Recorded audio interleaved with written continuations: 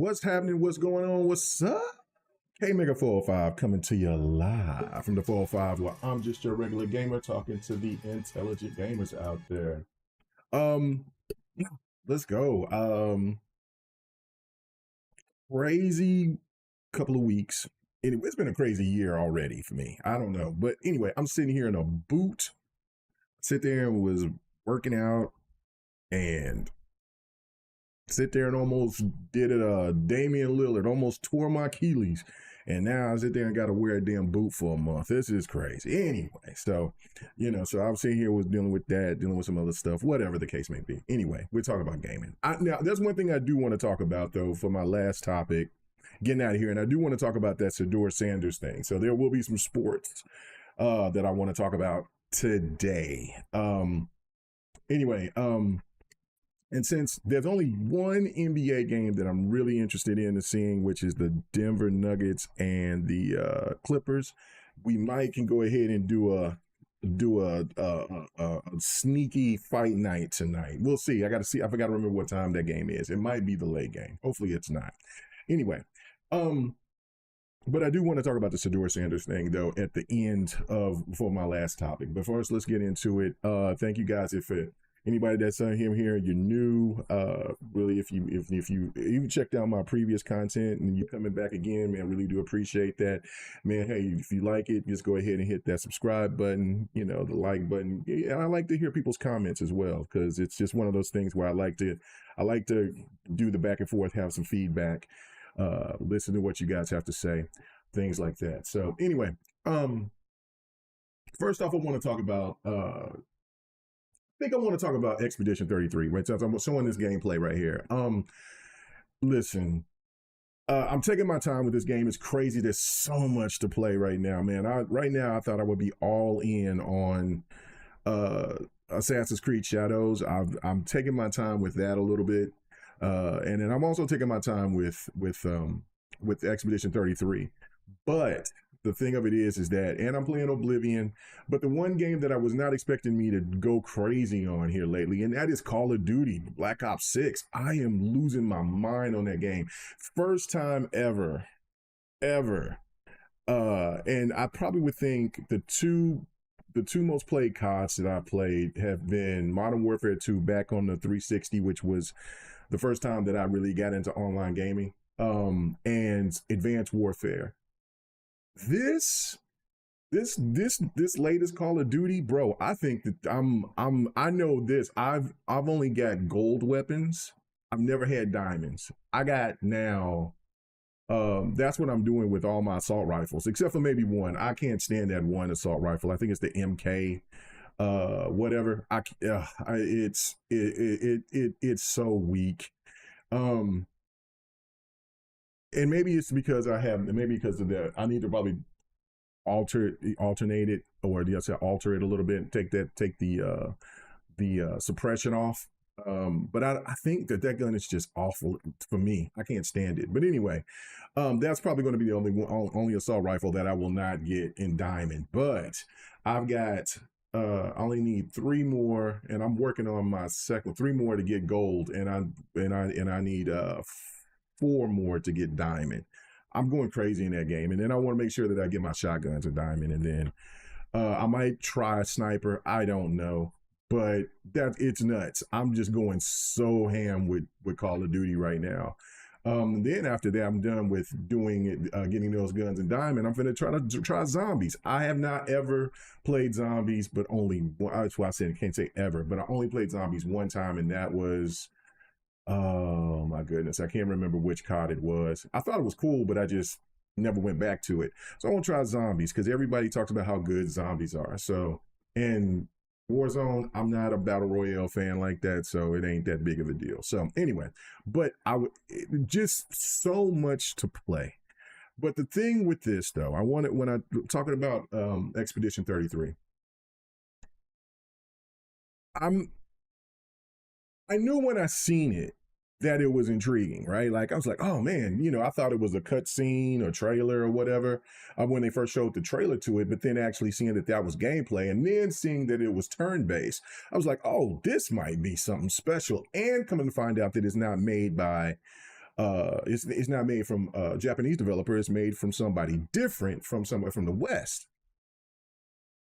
Now playing it, I don't know how many hours I got into it now. I mean, this stuff that you're seeing here is right in the beginning of the game, pretty much. But you'll see some stuff later on from the gameplay where I put time in, and I gotta say, man, Final Fantasy's in trouble. The Final Fantasy franchise is in trouble unless they do something. Um, I'm just gonna just put it out there. As much as I'm a fan of Final Fantasy, I love Final Fantasy. Final Fantasy, and I would say, because I was a little bit later to Persona, probably around the end of the PlayStation 1 era when I played Persona, the first Persona. But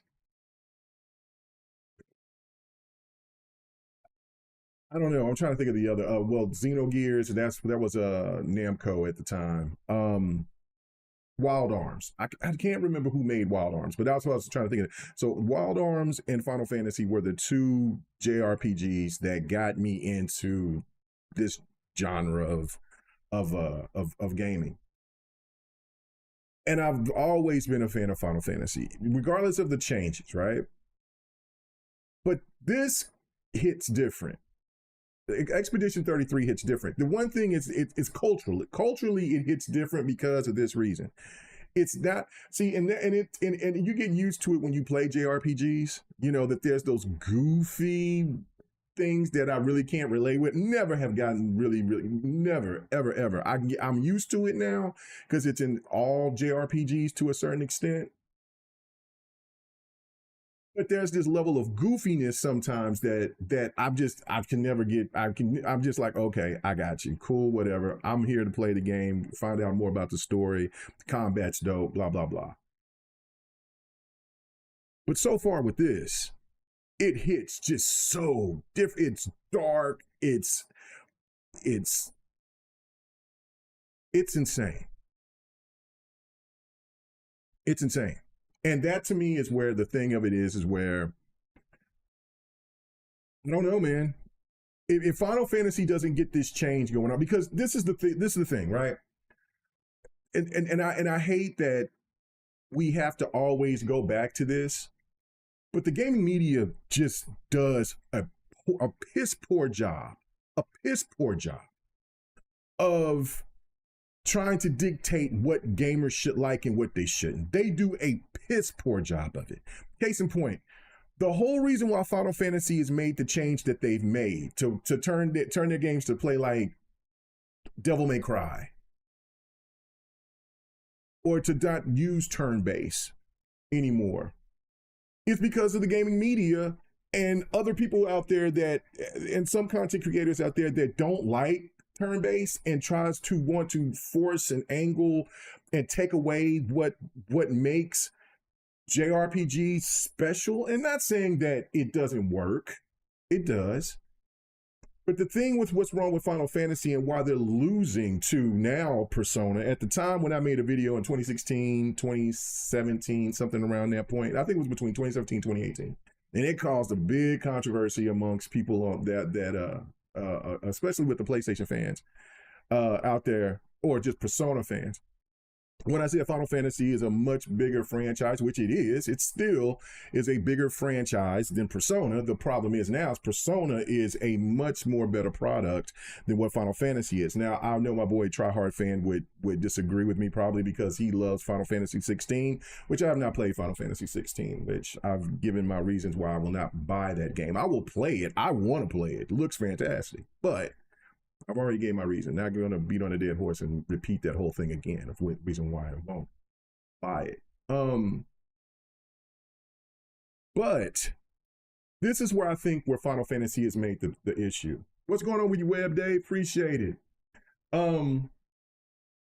Yes, people, hit the like button if you don't mind.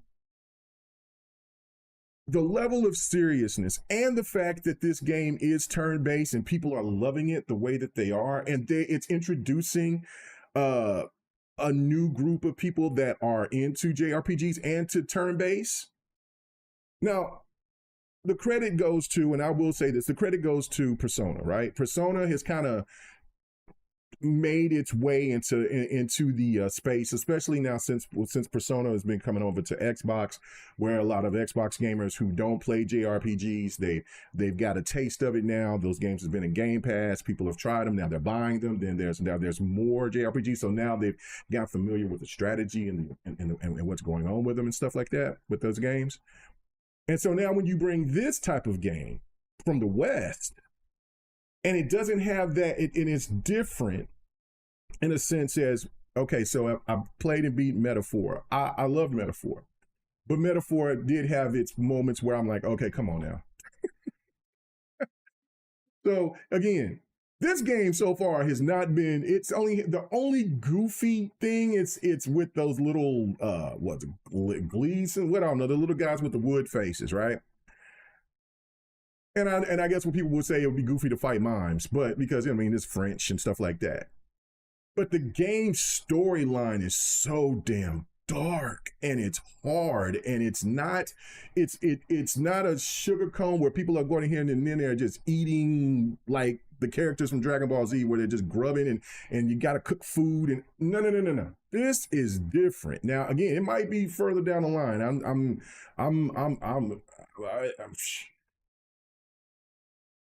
like I said, I can't remember. I can't tell you how many hours I got into it now. I put in some hours. I'm less than 20 and I'm more than 10. I know that. So it's in between somewhere.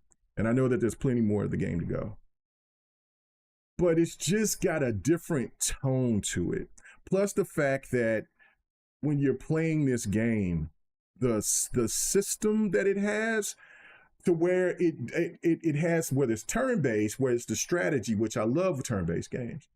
But then also when you're parrying and you're dodging, which kind of gives you that quick, motion to where, you don't have to a button press to do all these cool combos and stuff. You just get that within the turn-based system. What's going on with you, Jeremy Brown? Listen, this game is spectacular. And it does put Final Fantasy on notice. The one thing that I wish Final Fantasy would do is go back to the original recipe, but also keep the new stuff that they have. It's kind of like what I was thinking that COD would do, that Halo should be doing, what Battlefield should have been doing, is the idea of what COD does, where you have Modern Warfare. Then you can may have something that's like in Vietnam or the Korean War or something like that if they want to go old school. Then you have maybe something futuristic. That's how Final Fantasy should go. This is something that I've been advocating for Halo for a long time. Like, listen, you had the best action multiplayer. I know that there'll people debate me with Halo 5. I don't care what nobody says. That's the best multiplayer, hands down.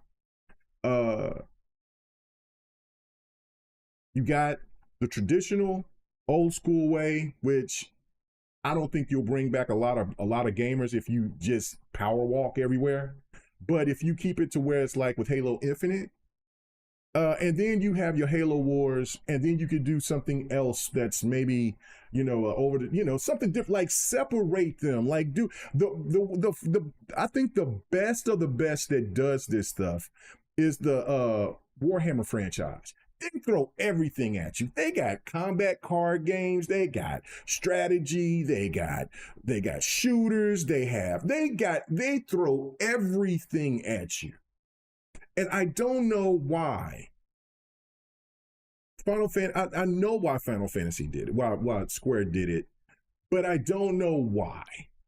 They continue to keep looking at it when their sales numbers keep coming down and down and down compared to what they had with Final Fantasy 15.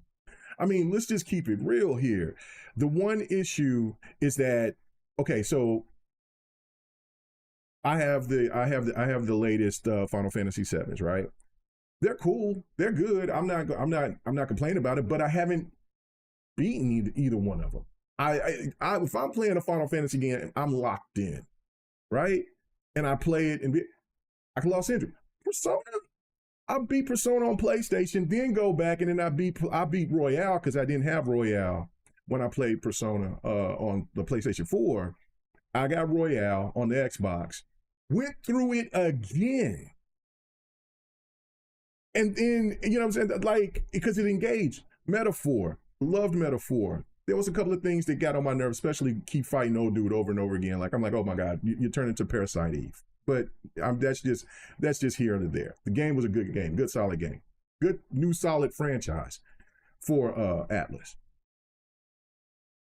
That's the type of stuff that you want to see. Is stuff is if you're going to make these games like that, and nobody's saying that like you can't do what Final Fantasy is doing, what Square is doing with Final Fantasy 16, or what they did with Forspoken, which now Forspoken is done, which people should give Forspoken a real chance. Hopefully when that game comes to Xbox eventually, people will actually give it a try. That game is not bad at all. The combat is some of the best. I don't know, like I said, I haven't played Final Fantasy 16. That combat I've heard is really, really good. But I would say for what I'm playing so far with the Final Fantasy remakes, and Forspoken's combat is way much more intriguing to me. It is solid. So again, I would wish that's what Square would go. Give us a traditional, old school turn-based with all the bells and whistles, beautiful game. Like, I mean, this was made by 60 people, and look how spectacular this game looks. Expedition 33, it shouldn't look this good. It shouldn't play as good as it does. It's really put, like I said, it's put a lot of developers who make these type of games, these big, huge games, on notice. You can kind of tell in certain aspects, especially when you're kind of running around in the open world space, that, you know, it's limited, but nothing about this game screams, oh, this game is below average. Nothing. You can tell on certain things about budget, but just the game itself, you don't see anything that says below average. It is a testament to that team out there who's made Expedition 33. This game is absolutely fantastic. I mean, and the same goes with Compulsion, for what they did with South of Midnight. I mean, like, and you know how I feel about Hellblade. You know how I feel about that studio. Like, these games are the creme de la creme graphically. They with Hellblade 2, the combat's better, the puzzle making was fantastic. All that. And those games were cheaper. And then on the flip side, we're looking at these companies that's over here talking about wanting to have more, you know, want to charge us more money. I don't know, man. I think Expedition 33 is kind of set. It's kind of made a statement to the industry, in my opinion. In a multifaceted ways. Like, listen, do not deviate from what made you great, Square Enix, with the Final Fantasy franchise. You can enhance. See, and see, the Blue is saying it himself. He said, I'm not much into the turn-based, and I like this game. That's what I'm saying. Like, a good game, a good solid game. And again, there could be other factors to reason why some people might not like turn-based games, because they might not like the storytelling from the East, which, like I was trying to say, like, I'm used to it. There are times, like, I tell you how much I can't stand how some of these games, they depict black people or people of color, you would say. But I still continue to play because they're not so much familiar with us, right? To that degree. But when you have something of where, like I've made my point about with Final Fantasy 16, that's just going overboard by just saying something ridiculous. Not so much about the game. I don't care about, you know, the characters or the protagonists in the game. It's what the developer was saying. It's more, you know, and I've talked about how I can't stand how Barrett is in Final Fantasy. They toned him down in remake so far. So I mean, well, why can't I think of what the second Final Fantasy game is? I don't know why. I did that last time. Anyway, but compared to what he is, he seems toned down. Like, they didn't just let him go crazy. I didn't like how the character was so much in the beginning of Forspoken. I thought that they were making her a trope. For the first couple of hours in that game, I'm like, wait, hold up. Then the story really kicked in. It was just showing like her arrogance. She was all about just just loud, and I know, listen, I know about a lot of people from the East Coast. They're very loud, so I get that. But it was just more of the thing of her character. She just seems very um stereotypical in the way that they had her in the beginning. But then she humbles out, things get real, and then her character becomes solid. So get through the first part of it where she's being loud and difficult, and then they flesh her out, they do right by her. So okay. But then again, it's the stuff that we looked at from the West, is that it's cheesy, right? I'm used to it. Some of the stuff is cool. A lot of times I'm like, let's just get through it, move around, and just keep it pushing. This game is setting a different standard. I like stuff that this once they, like you see in this scene here. This is all this most of this stuff is in the beginning. I have some fights where I'm later into the game, but yeah, this stuff is in the beginning. It went on. It took off. Like, what the hell is going on? Storytelling in this game so far is spectacular. Like I said, it's dark. It's very it makes you feel for these characters in a different way. And that's one thing that I give to Persona. Persona does make you feel for those characters. Something that Final Fantasy used to do. I don't know. I'm still not feeling the characters for in Remake. That's why I haven't gone back. I'll go back eventually. Um, but yeah, I just think that Final Fantasy, the franchise, is in trouble unless they make some changes. I think they should go back to having at least one of their games be turn-based. Keep the formula for Final Fantasy 16 or Integrate or whatever for the remakes, and then just what I'm saying. And if you want to alternate from that and do something else different, that's fine. But you definitely should go back to the turn base, in my opinion. I just feel that way. I think that if there's one thing that we're seeing here, is that the West can show that they can make these type of games and also make it turn based and get people to get happy and excited with it again. So I don't know, man. But again, like I said when I started it off, I said that like the gaming media did a piss poor job of trying to dictate and tell gamers, well, you shouldn't like turn based because I don't like turn based. And so again, there's a lot of people that was like, I don't like turn based either. I don't like turn based. Well, you just got to play these games to see it. And it also has to have something else involved into it as well that can get people to get attracted to this game. And I think one of the reasons for why people are really enjoying Expedition 33, one is because of the story, two is because it's cheaper, three is because of and hell, because it's cheaper might be number one. You know what I'm saying?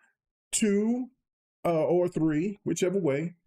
That it's graphically, it's insane.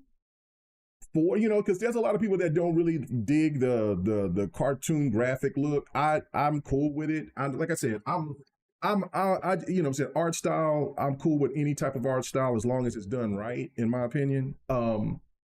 If it's cheaply made, or if it's done and then you're asking me for $70 for the game or more, and it doesn't seem like there's a lot there, then I'm not feeling it. So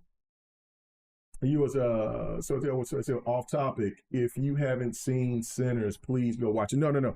I seen Sinners is on sale right now. I have not seen Sinners yet. I seen Sinners. It's not on sale. I seen Sinners already available to buy. I seen that on Xbox last night when I was going through looking at movies, and I was still checking out that spring sale, seeing if I wanted to get anything else from there. And I don't know. I might check my budget. I might pull the trigger. I pulled the trigger on Brave New World. I went to the movies and seen Brave New World, and I liked it. I thought it was great. I didn't think it was the best Captain America movie. That still goes to Winter Soldier. Winter Soldier is one of the best movies that Marvel made, in my opinion.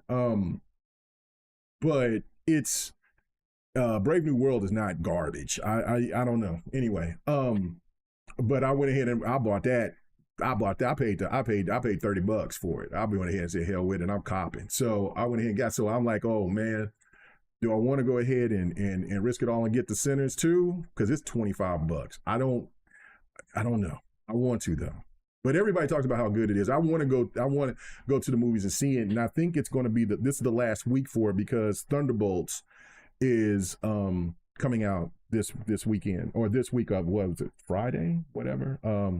Oh, my calendar is still for this month. But anyway, but yeah, Thunderbolts is coming. So this is going to be the last week for Center. So I'll sit there and see if we want to go to the movies and see it, or if I'm just going to probably sneak and get it. I don't. Anyway, we'll see it. But I'm going to get it. I'm going to watch it. I definitely. I seen a kind of an extended trailer to it a couple of weeks ago, and I've been just telling my wife like, look, man, we got to go see this. She's not into scary movies, but man, that looks dope. He says if you buy Sinners, you won't be disappointed, bro. I'm copping it regardless. If I don't go to the movies and see it this week, because like I said, it's going to be in theaters this week, and then it's gonna go away. So I will definitely buy it. It's not even a question about it. So I will get it. And I've heard so really good things about it. Now, like the thing to me, I've seen some people trying to talk bad about Sinners or whatever and say because it's they stole from Tarantino from Dusk Till Dawn. How many movies have we seen that has similarities to other movies? Because that's what the vibes that I got, and I love Dusk Till Dawn. Like that's a classic. So if this has the same type of vibe as Dusk Till Dawn, just a different twist to it, then I'm all for it. So again, I don't know. Like I said, I can't wait to see it though. It looks dope. It looks real dope. You said you're waiting for this on the 4K version? Yeah, like it's UND. Or maybe you are the person that likes to get Blu-ray, 4K Blu-ray. I mean, to me, it's not that big of a deal. I just, you know what I'm saying? I just caught myself buying a lot of movies here for the last year. So just thinking, because I'm thinking that we're going to be doing a lot of sitting at home and not moving around that much here. So going forward, so it's just one of those things. But whatever. But yeah, no, I can't wait to see Sinners. But no, but back to Expedition 33. Listen, I see people that's talking about Game of the Year potential. From what I played, it looks like it would be in that discussion. But 2025 has been loaded. It's loaded. It is a fantastic year for games. Especially it's going to be even more spectacular when you got Ninja Gaiden coming out. You got if Grand Theft Auto comes out this year. I know that there's people that's excited for Death Stranding. I know that there's a Ghosts of Yurite. I think of how you say that with the new Ghosts game. That looks fantastic. It's loaded. It's loaded. I mean, as me as a sports fan, college football is coming back. You know what I'm saying? Madden, NBA 2K. I'm like, it's loaded. We got Fallen Feathers. I think that's what is it? Yeah, Fallen Feathers. I think that's called. That's going to be coming out here in July. Doom is dropping. For me, as me being a fan of fighters, the SNK collection 2. Not the SNK, the Capcom collection 2 or whatever it's called. That's going to have Power Stone 1 and 2 in there, and SNK versus Capcom. My God, like it's been a fabulous year in gaming. And we're not even at the halfway point yet. It's been so good. It's been so much good quality content. I still haven't really got a lot of time in Avowed. I still haven't beat Indiana Jones. I'm close to the end of Indiana Jones. But man, these games right here is just so much more compelling right now to me. I mean, Assassin's Creed Shadows is great. It's great. So, but it's just so much content that's out there right now that's caught my attention that I'm like, okay, I can wait. I can wait. I can come back. It's not like these games are going to go away. So, but yeah, it's really, really, really good stuff. But yeah, just to touch on Expedition 33 a little bit more is I feel that gamers are now starting to understand that maybe not everybody that opens their mouth and says something, that maybe they have that maybe a big time content creator, or a big publisher, I should say, well, I was trying to say publishers, but I think I said that wrong, so let me be country. A big news gaming company, I should say. They don't have all the answers. They don't know everything. They're not all knowing. To tell gamers, and see, it's another thing that I'm seeing too. I seen the Rolling Stone called Doom a 360 game that it has no weight. It's just a dumb shooter pretty much. See, this is the stuff that I'm talking about. That's Doom. Doom is action. It is adrenaline. I really do wonder, who do these people go get to talk about video games?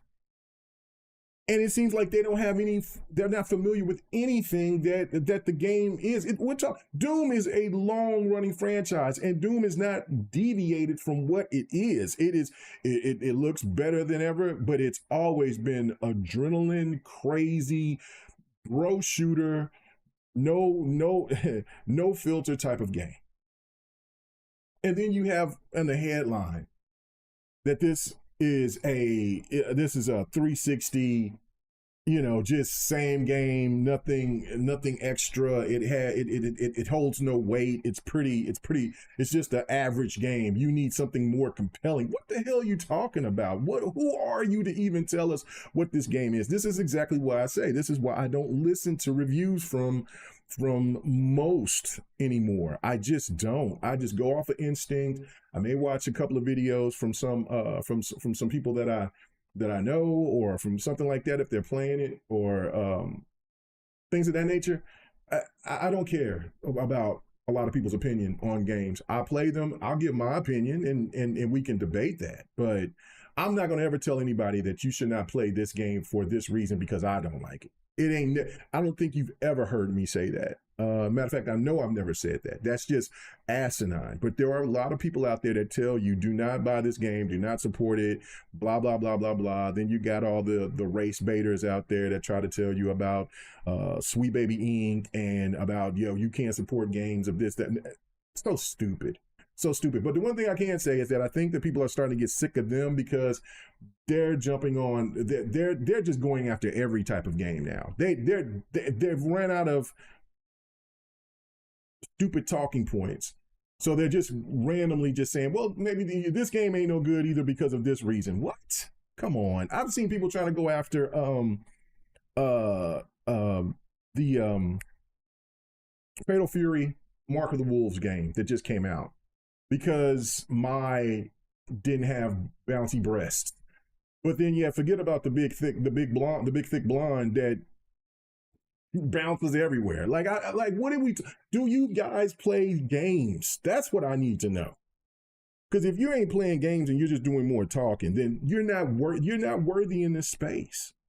So, and it just comes down to this as well. Like I'm just saying, it's been happening for years. It's been happening ever since the Xbox One generation, and it's just been getting worse and worse and worse and worse. It's been getting just absolutely disgusting how people are just randomly just saying this game is bad, that game is bad. Why? Because you can't play it properly? You're not good at it? This game sucks. It doesn't have this. It doesn't have that. Well, because why? You're not challenging yourself? Because I'm going to tell you this right now. Them goddamn mimes with that hammer still tears my ass up. I've beaten 3 of those mimes. No, 4 of them, because the first one of that. So I think there's 6 maybe altogether. I don't know. But that hammer still tears my ass up. They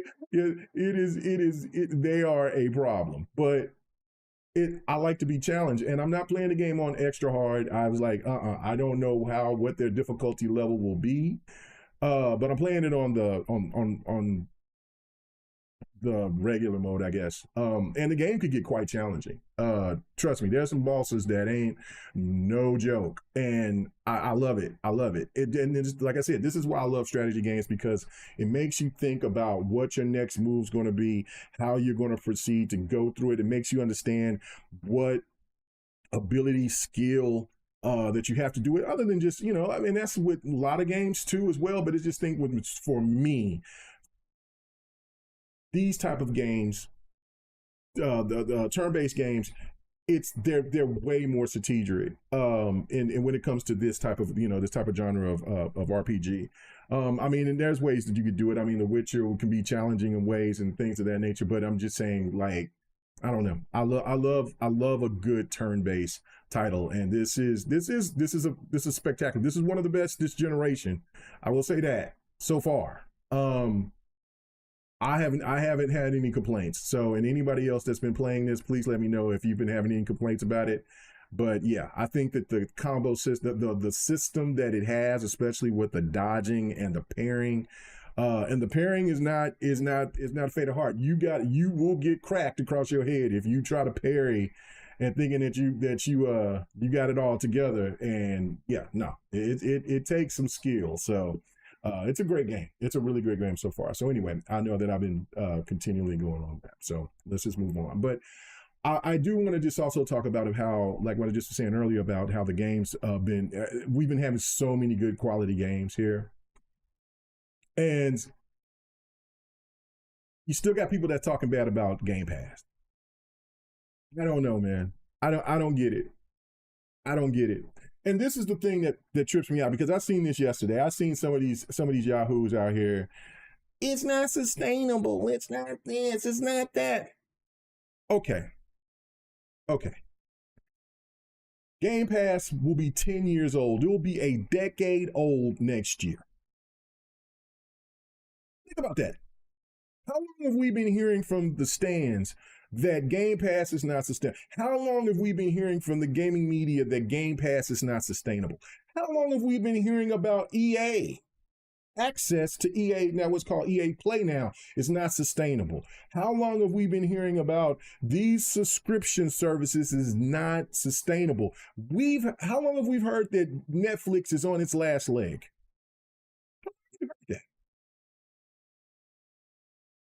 How long have we heard that?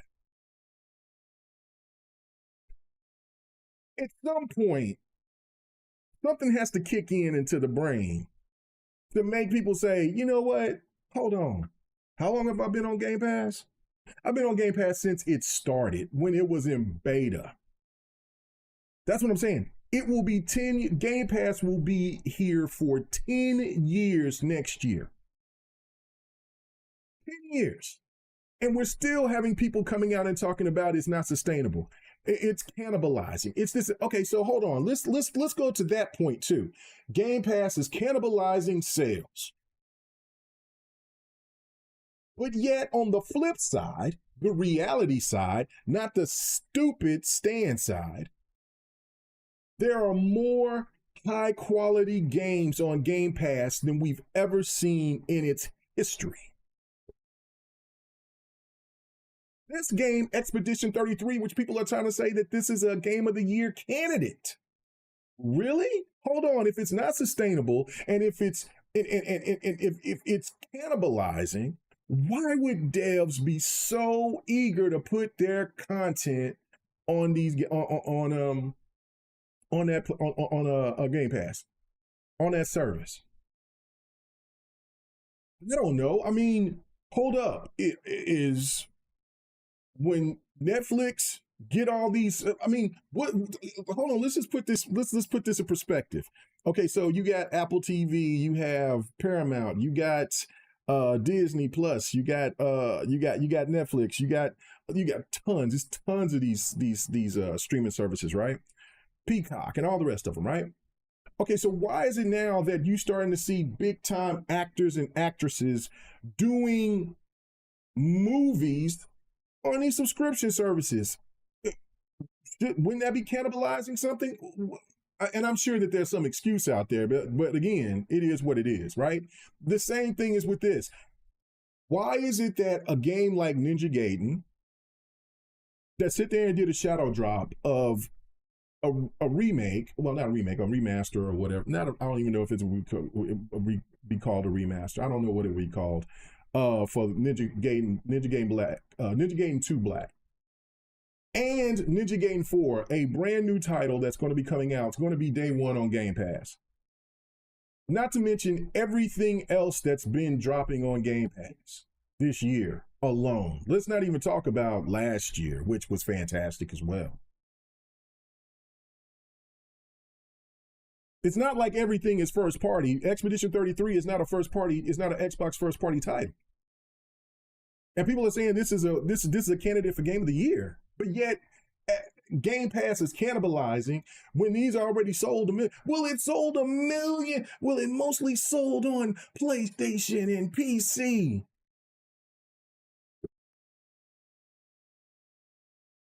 But yet, when these people come and make another game, I'm quite sure that their next title, because this is a franchise for sure. Expedition 33. I don't know how the ending is now for this game, but whatever that they are a franchise because of what they've done. I would not be surprised if this game does not come into Game Pass again. One of the biggest titles of all time, Grand Theft Auto, keeps going into Game Pass. What are we talking about? Well, I don't get it. I really am confused about this whole thing that, like, they just can't. I mean, I understand. You want to find Game Pass gamers, subscribers, they pay into this service or they paid up into this service. This ain't nothing free. And obviously, if they sit there and I seen somebody post something that was like, well, there's no growth. There hasn't been much growth since Call of Duty. Okay, but there's not a lot of growth anywhere. Do we need to talk about the economy? Do we need to talk about what's going on within our politics? Because I love to talk about politics. There's a lot of reasoning behind that. There's a lot of firings happening all over the country, on top of just what's happening to just seeing what Respawn. They had to let go of all these people. A lot of people are holding on to their money because they know that things ain't looking too good with the economy right now. But yet, instead of being sensible, instead of being understanding and logical, these idiots, let me just call it for what it is, these idiots will get out here and tell you, well, you should buy every game for $70, $80, $90 to show and prove that you are a real gamer, instead of being smart. And for most of the high quality titles that's come out in 2025 is on Game Pass. Pay this one fee for the month, try it out, and then guarantee you might say, damn, I'm going to go ahead and subscribe for 3 months, or I'm going to hold on and pay every month, or I'm just going to go up and pay up for the next year or 6 months or whatever, because there's other hotness that's coming on Game Pass other than just Xbox titles, even if you are one of these people that's claim to hate all Xbox games. Right? And save money. Have access to over 400 games. Are you kidding me? There's a reason why the rich is rich and the poor is poor to some degree. Because there's always people that try to high side, and if some people don't know what that means, there's people that always want to try to brag and boast and try to be cute and talk about, well, this is what you should do to show that you have money or you have this status. The hell with your status. You stand in a 1-bedroom flat with a goddamn 22-inch TV, and you got that TCL, and you got the nerve to tell somebody how they should spend their money. Get the hell out of here. Game Pass for the win. EA Play for the win. Ubisoft Plus for the win. Hell, I want Capcom and Namco to go ahead and make subscription services. I'm all in for that. Let me subscribe to it all. Hell, after what Ubisoft said, they said, well, you don't own the games anyway, so well, you know what? I'll subscribe to the end. Let's do that. If I don't own this content, then cool, I'll rent it. I'll rent it. Ain't no problem. I'll beat it and delete it. That's what I'll do, sucker. You know what I'm saying? Viper said talk politics. Brother, I think when I talk about the Sador Sanders thing at the end of this podcast or this stream, it will be a little political, but not too much political. But man, let me just make this point. Okay, so that's these morons. You know, I normally would, I don't like calling people. No, there's a lot of dumbass people out here that just say the dumbest shit, and it's really ridiculous that it resonates with some people. It's crazy. How are you going to say something ain't sustainable and it's almost 10 years old, bruh? What are we talking about? Now, if Game Pass was still giving out the offerings when it first came out in 2016, then yeah, we could have a discussion. We could have a discussion about that. Yeah, Game Pass got to do better. If EA Play was bringing out the same type of content like it was back when it was EA Access, yeah, that'd be, yeah, not looking too good. See, the problem is that when people do that, they want it. It's that, you know, that story about the jealous homie, the jealous friend is usually when they talk about like chicks or whatever, but it's just with anybody. It's the jealous homie. They want what they look and see you in a good relationship, you having a good situation going on, and instead of them going finding their own, they want yours. And that's what they want. That's what all this is. They want Game Pass. They want a PlayStation Pass. That's what they want. Stop lying. For a lot of these content creators, I mean, I've been doing this for a long time. I've came up with these PlayStation content creators. I remember when they was on Facebook talking about bragging about going red boxing games. What do we now? It's I'm buying my games. Look at my GameStop tag. Look at this. I got my Amazon. Look at my tickets. Get the hell out of here. Sound like fools. I sit here and went on Weapon Wheel. About 2 years ago, and I was told, well, you buy a game. If you buy that game, you need to just beat it and then buy another one. There's no need for you to buy other games. That doesn't show you as a game. What are you talking about? Fool, I got way more games than you. I know I do. And you get games for free. What are we doing? What?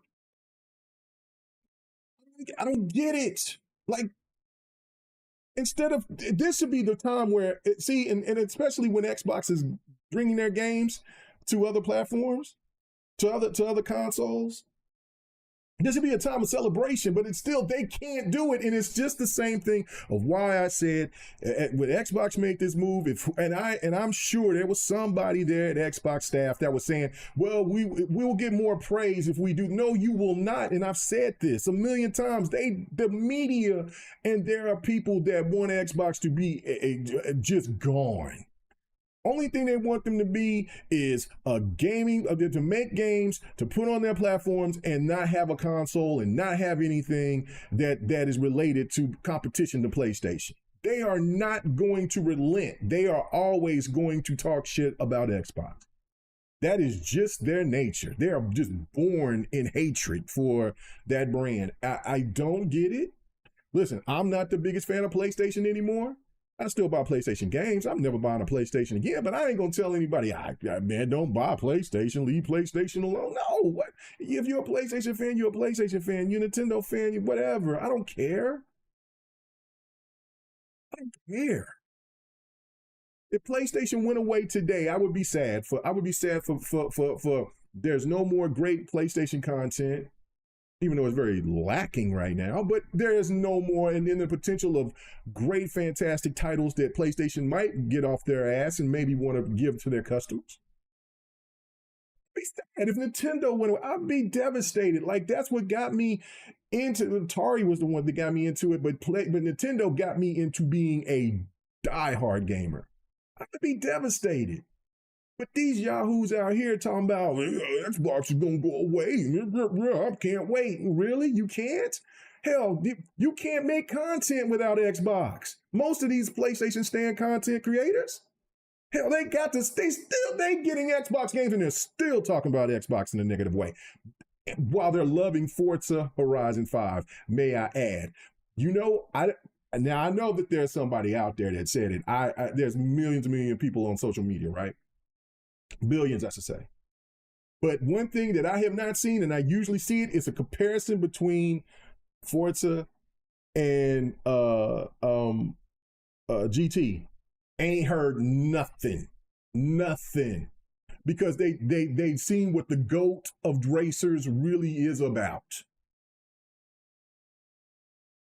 And Xbox said, go ahead and keep giving me that money. So they can sit here and call us broke. They can call us Xbox gamers broke. They can say that. All I know is that you're just fueling the fire for an unsustainable gaming service that will keep getting more heat. Because you know what's going to happen? Because more people are going to subscribe. Because when the day the PlayStation go ahead and follow Nintendo and raise those prices to those games, they're going to be begging for a service. Damn. Ross he said I wouldn't care. Bro, that's cold-blooded. I would care. Like, listen, I want all the big three to stay alive. I don't, you know what I'm saying? Everything is going to change for sure. Like, there's not going to be they're not just going to be the consoles themselves. They'll still be a console. Nintendo will be the last one standing with the console space, but the Xbox will be the first to say we're gonna wrap it up. PlayStation's gonna be second, and this is what it is. There'll be these people that'll say they'll make these consoles forever. No, they won't. No, they won't. Why? Why should they? When technology has gotten better. I mean, didn't we say this about digital? Between digital and physical? Didn't we have this discussion 12 years ago? Yes, we did. Physical is here to stay. 95% of gamers said they don't care about physical. And now physical, it costs more than digital. Come on, man. I mean, listen.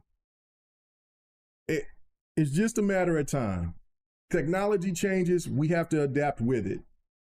Some of us may not like the moves and the approaches. We've had this discussion about this, but this is just if this enhances gaming, make gaming better, make things cheaper, affordable, by all means. And Game Pass is affordable. It is unmatched. There is no service, not even with Netflix or, you know what I'm saying, which is the king of subscriptions,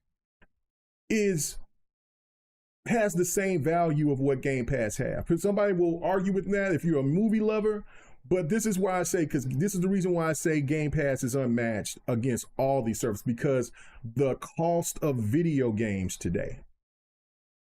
Games are $70. Movies, I can go get a movie for $4.99. I've been buying a hell of a lot of movies here.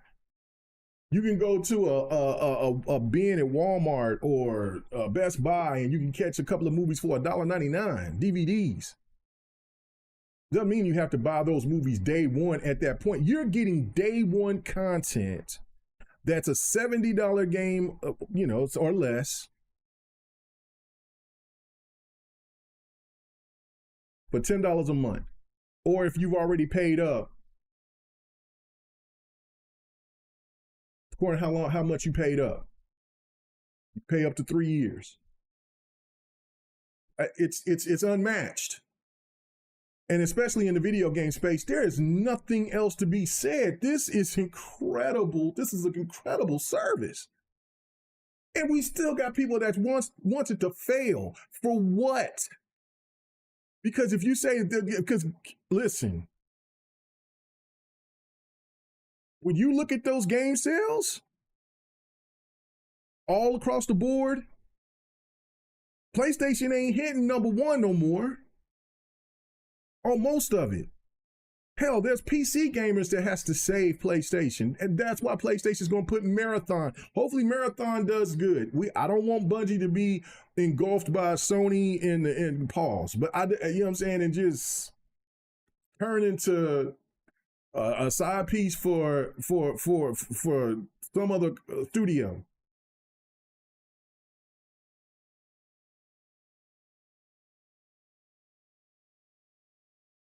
But they might need to put Marathon on GamePass if they smart. You'll get odds on it, and I want Marathon to do well. It looks cool. It doesn't look. The one thing about Marathon, and I will say this, when I did my last stream about Marathon, the one thing that needs to be done when it has to have plenty of content to survive, and it has to have character customization in season 2. If they don't have that game is not going to make it. Customization is everything now. I mean, it's just like with and I haven't played The Last Descent in a while. The Descendant in a minute, but I'm finna go back to it here eventually once I get done with playing with COD, and I'm going to start looking at those characters, and I want some of those characters, and I'm like, oh, okay. And then I'm going to go ahead and buy a couple of characters. And that's because I like it. When I'm on COD, now Ninja Turtles running around is kind of stupid to me. I did not participate in the Turtles. I did get the Foot Clan.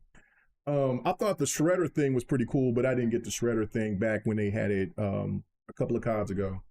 But like some other character model, I'm on it. So that's the thing that I'm trying to say is like, listen, man.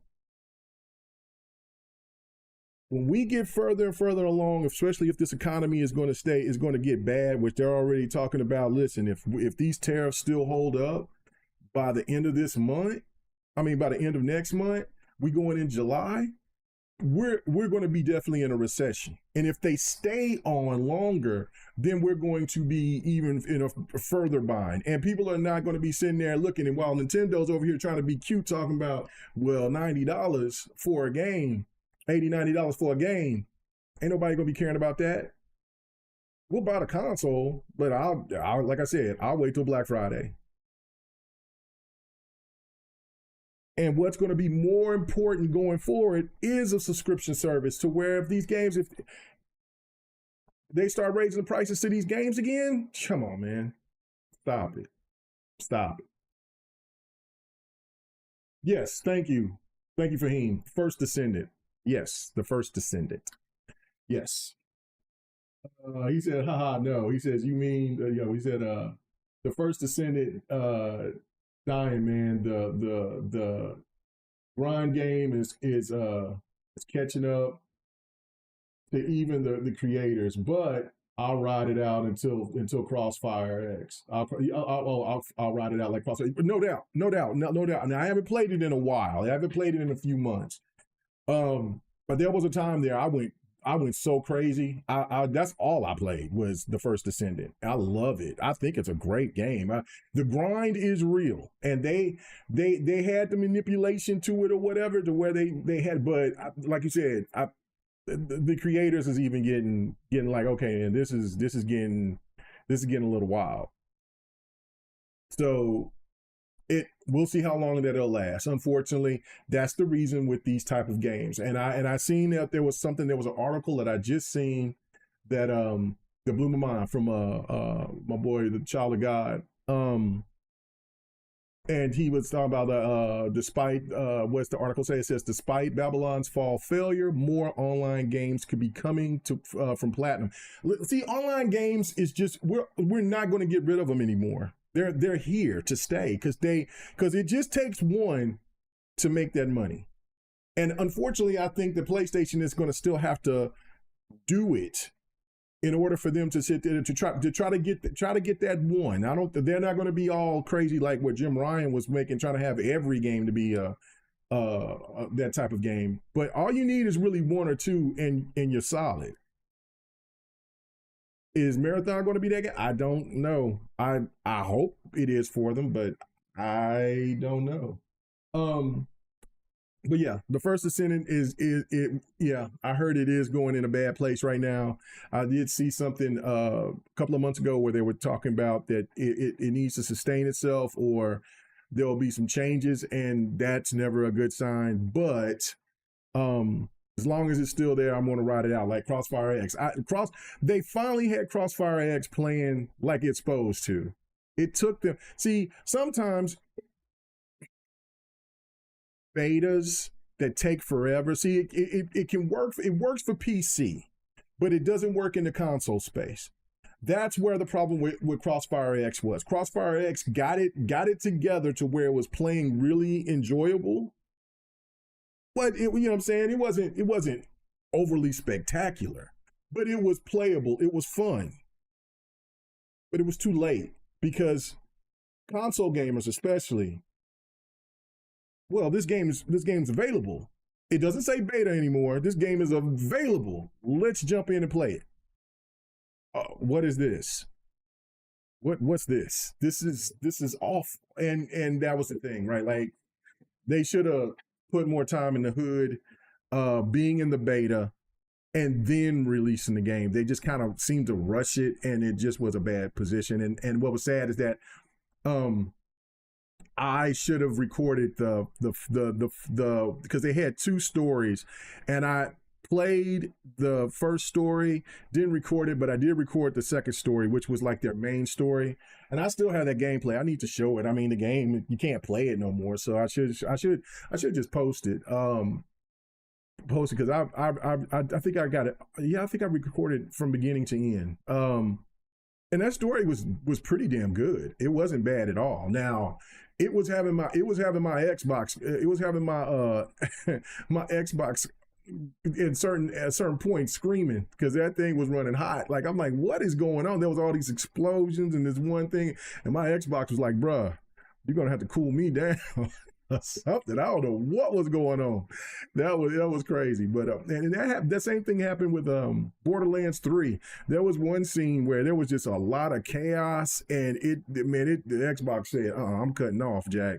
It's getting hot up in here, and I ain't trying to take off my clothes. So I was like, well, damn. And so, but finally got past that part. It was me and a few other people. We was playing this one scene. There was so much going on that, and it just shut my Xbox down. I was like, yo. So it doesn't do that very often. It's only been for like I think 3 games that it shut down. But Crossfire X in that one area in that story mode, that it did it a couple of times, and then it did it a couple of times for Borderlands 3.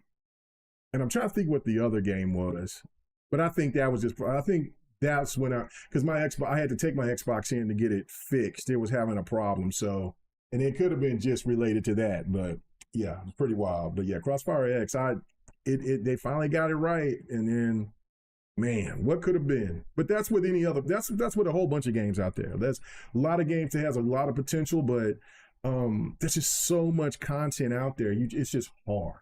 It's just really hard.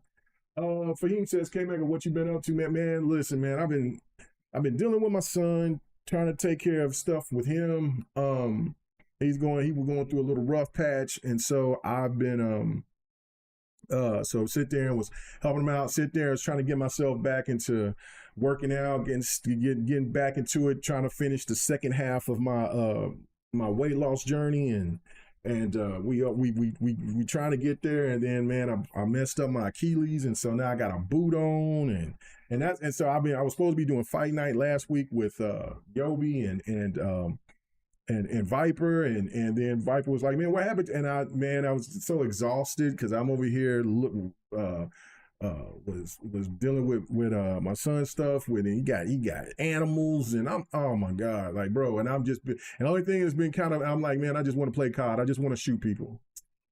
So that's what I've been doing. So now I'm like, okay, that part is taken care of, we're good. And I still got this stupid boot on, but now I'm gonna sit there. I'll just be, after this, I'll lift me some weights and lift me a little bit of weights and just kind of sit back and chill, and then look to try to do fight night tonight, man. I will definitely try to do that.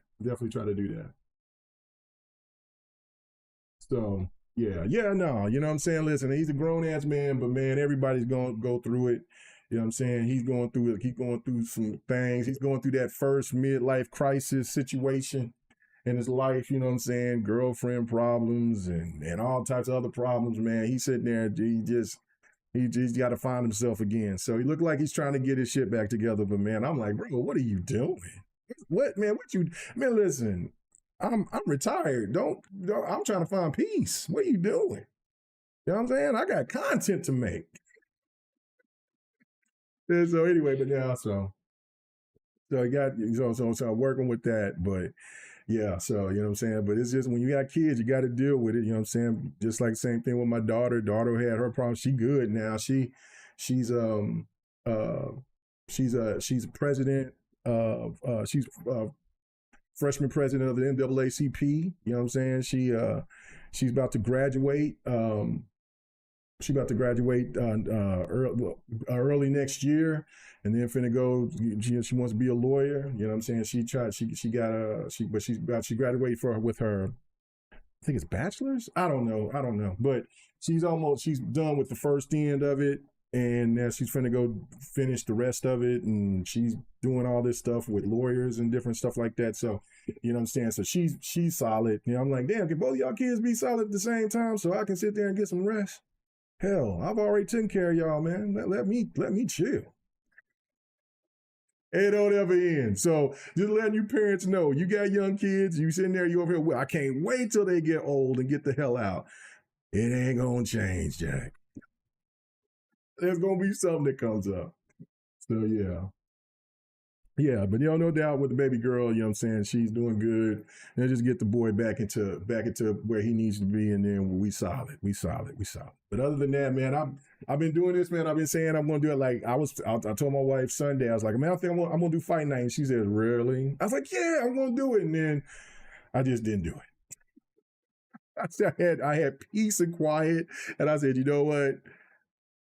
We'll try to work on it this week. That's what's been going on, man. So. Oh man. So anyway, but that's been going on with me. But other than that, like, yeah, we're just he says, life is crazy, man. Life is crazy, and life is gonna get more crazy, looks like, man. We in some nutty times, brother. We in some nutty times. But to get on to talk about like with Xbox, right? Because again, this is the thing that it bothers me, because if this was PlayStation doing this, we would be hearing all types of praise for all the content that PlayStation would be dropping, right? If the content that's been dropping was PlayStation games, we wouldn't hear no end of it. I think that people need to sit back and think for a minute. Yo, Xbox is killing it. Xbox, but see, here's another thing too. Last week was wild too. Okay, so Oblivion drops. I've been playing. I played a little bit of Oblivion, and then I realized, oh my God, this game is huge. So, I mean, just from playing a few hours, I knew that this game. Once I got outside out of the castle or whatever, the dungeon or whatever the hell I was in, and got outside, and then walked into another dungeon that I probably didn't need to be in, and then got frustrated with the lockpick.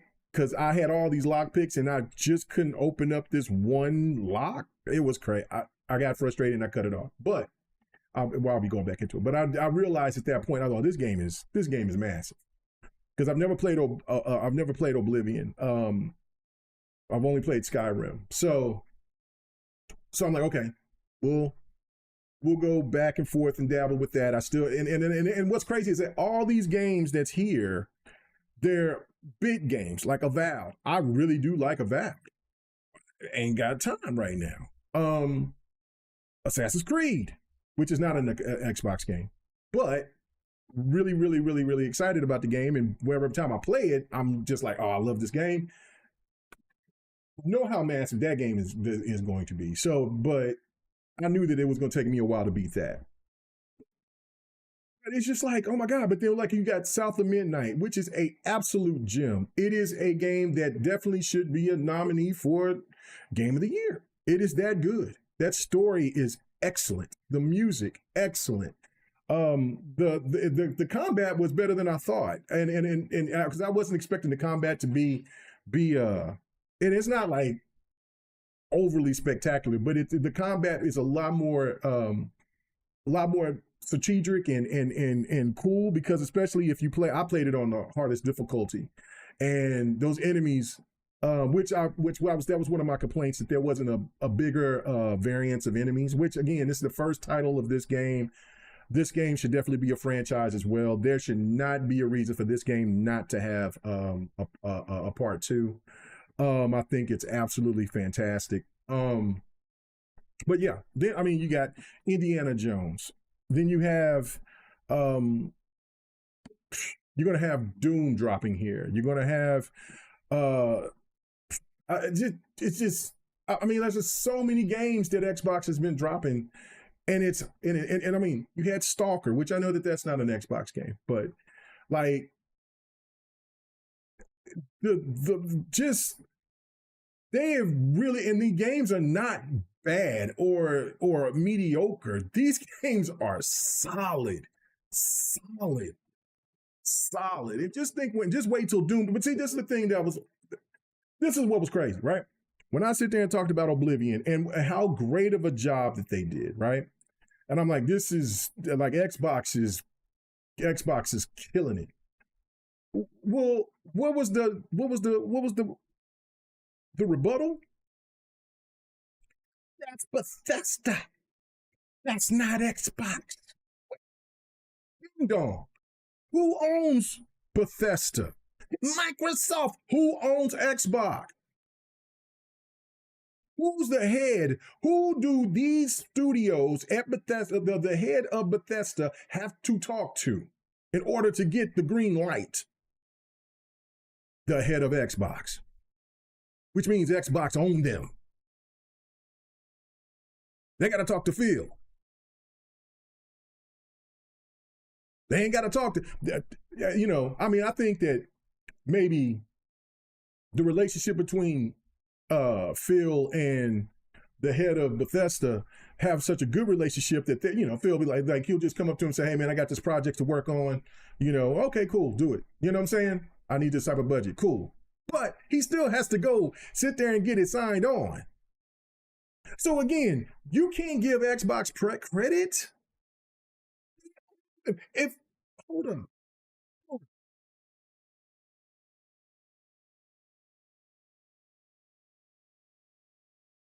Redfall was, you know what? This is the thing that's crazy. Redfall was the only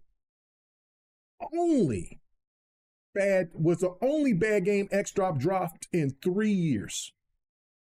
Now, I didn't play Pigment, but that game got an award.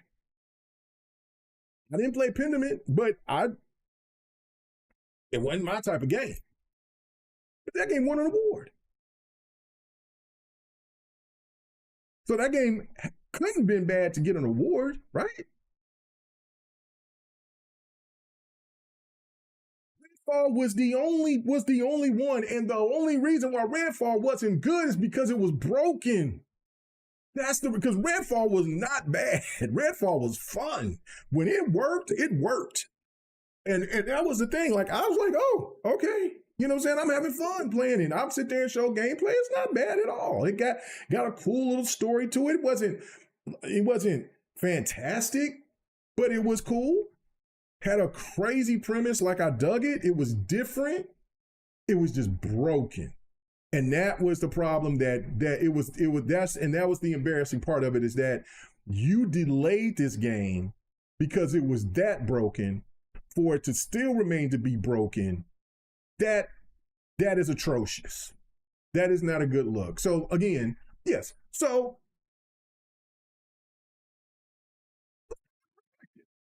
think about this. Think about this right now, Fahim and others. I liked Redfall 2, Viper. I liked it. I liked the hell out of it. The thing of it is that Redfall is the only game that you can go to. Can you tell me another game that Xbox dropped that was trash in the last 3 years? You can't. See, they tried to say Starfield was trash until Starfield is excellent. Excellent. Excellent. There was still some the expansion. There was more to be desired there, in my opinion. But it wasn't bad. But overall, Starfield as a game, incredible. Incredible. And that story, the way that it's set up and how it changes for every time that you beat that game, bruh, it's insane. And I mean, like, I wasn't maybe one time up there to be talked about as a vet. No, there's people that's got thousands of hours now. I'm back to being a novice. I've only got 300-400 hours in it. And when I say only, that's crazy, right? Nah, son. Nah, that game is absolutely stupendous, and I still got tons to go. I said I was going to go through every planet. I'm like, good God, there's more planets, and then they're going to have another expansion. Starfield is the gift that keeps giving. Xbox has been insane. And then when you add the Game Pass element to it, you're going to have this Fallen Feathers game coming out in July. You're going to have, like I said, Ninja Gaiden. The Shadow Drops. You got, man, they have been on a tear. And I told you gamers this a few years back. I said, when Xbox get that train rolling, it's moving now. But once it gets rolling, it ain't no stopping. It ain't no stopping. Now, again, I know that there's some of my Xbox brethren out there that's like, man, just think if Xbox didn't make this move to put games on other platforms. But you know what the point would have been is still the same stuff that is there. Xbox Game Pass isn't sustainable. And then Xbox sales would still be not as good because they'll compare it to what the Xbox One did, right? And it didn't sell more than the Xbox One, and it's down 2-1. So we still would hear the same shit, even if Xbox made this different approach, right? Yeah, would they have sold more Xboxes? Probably, but how much?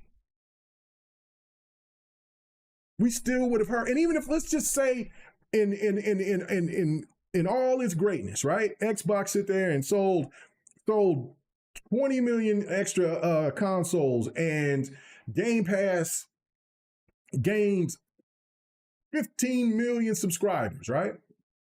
You know what they would still say? Well, it's still behind PlayStation. They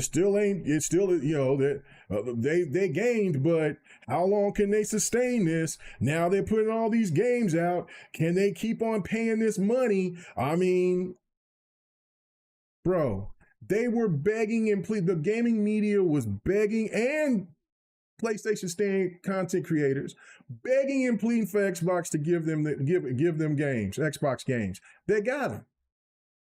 Still ain't good enough. Still not good enough. The console war is over.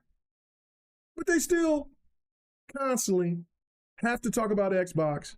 on their platform, on their channels. They still have to find a reason to say something Xbox did was negative. What? That's what I'm saying. Like, it never was going to change. And so again, let me read some of the comments. Yeah, that was the thing.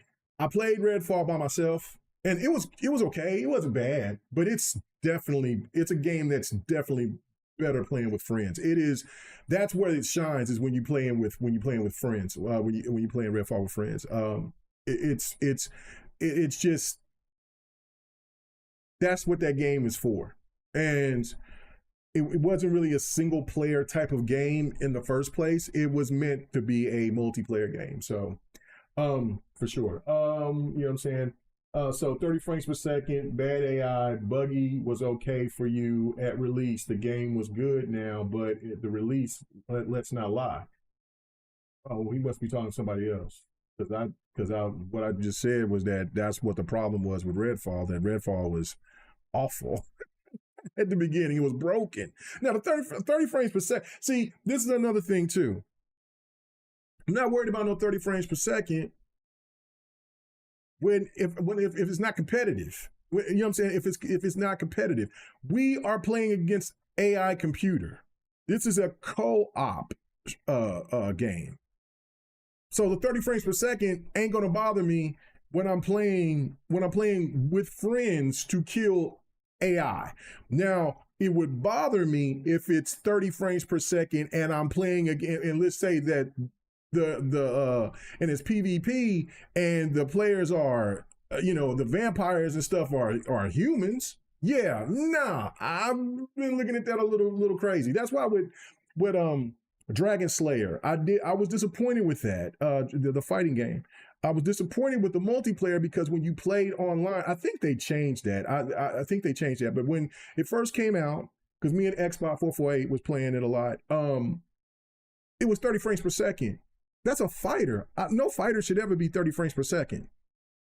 Never, in my opinion. No racer, shooter, or fighter should ever be 30 frames per second, in my opinion. Now, co-op, it's different. I'm not tripping about that. Now, again, I have the option. That was another factor. Have an option. If somebody wanted to play in equality mode, cool. But somebody wanted to play in performance mode, cool. But you didn't even have an option. And that, to me, after having a delay, just showed how poorly that game was done. And to release that was a huge problem. So, no. Yeah, it needed to. You're right, but see, Redfall would have got cooked in October, because there was October. From October on till from October to December now, because December is now dropping heat. That is the time for where the big games come out to play. Well, I should say actually from September to December now. So Redfall coming out, it would have got cannibalized. It would have been ate alive by all the big titles that would have came out, like COD and whatever else that came out at that year. I can't even remember. You know what I'm saying? So yeah, well, Starfield came out in September, but I forgot what all came out in that year. So at the end of the year, it would have got cooked. It would have got cooked. So it delayed at the right time, or you bring it in the summer. But that game was so much in bad shape at the beginning that it needed another year, to be honest with you. It needed another year. So that's because really when we actually got to get the game to where it plays now, it was last year when the game was actually right. So yeah, they had to delay it for another year, but feeling was like, nah, man, send that shit out there and let it roll. You've had plenty of time. This game should have already been ready, and that's why Phil was looking piping hot mad when he had that interview with Paris and him, because that was just unacceptable. So yeah, Redfall was the only blip. And I said that on GRG that year. I said if Xbox pump out all these games that's supposed to be coming out here, and if Redfall is their only bad game, we're winning. Xbox gamers are winning.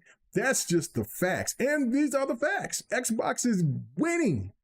There is no way in the world that you can look at what Xbox has been producing and offering, from Game Pass to their first party titles. Yes, Bethesda's a part of their first party. I don't care about these stupid little weird narratives. They are part of Xbox.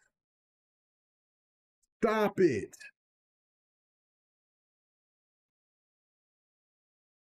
They're batting 1,000 right now. They have not come out with a bad game since Redfall. That's spectacular. And what's nuts is that there's more coming. I mean, Fable is, man, now, after Fable and Perfect Dark, I have no worries.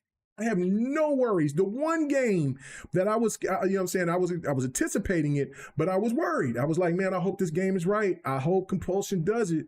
I mean, this game is one of my anticipated for the year. And they delivered. South of Midnight delivered. I don't have nothing to worry about now, because I damn sure know that Fable's going to be right. Playground's working on it. Playground don't miss. Playground do not miss. Perfect Dark is going to be right, because you know what? Crystal Dynamics don't miss. I know that their games may not sell, but Crystal Dynamics do not miss. Their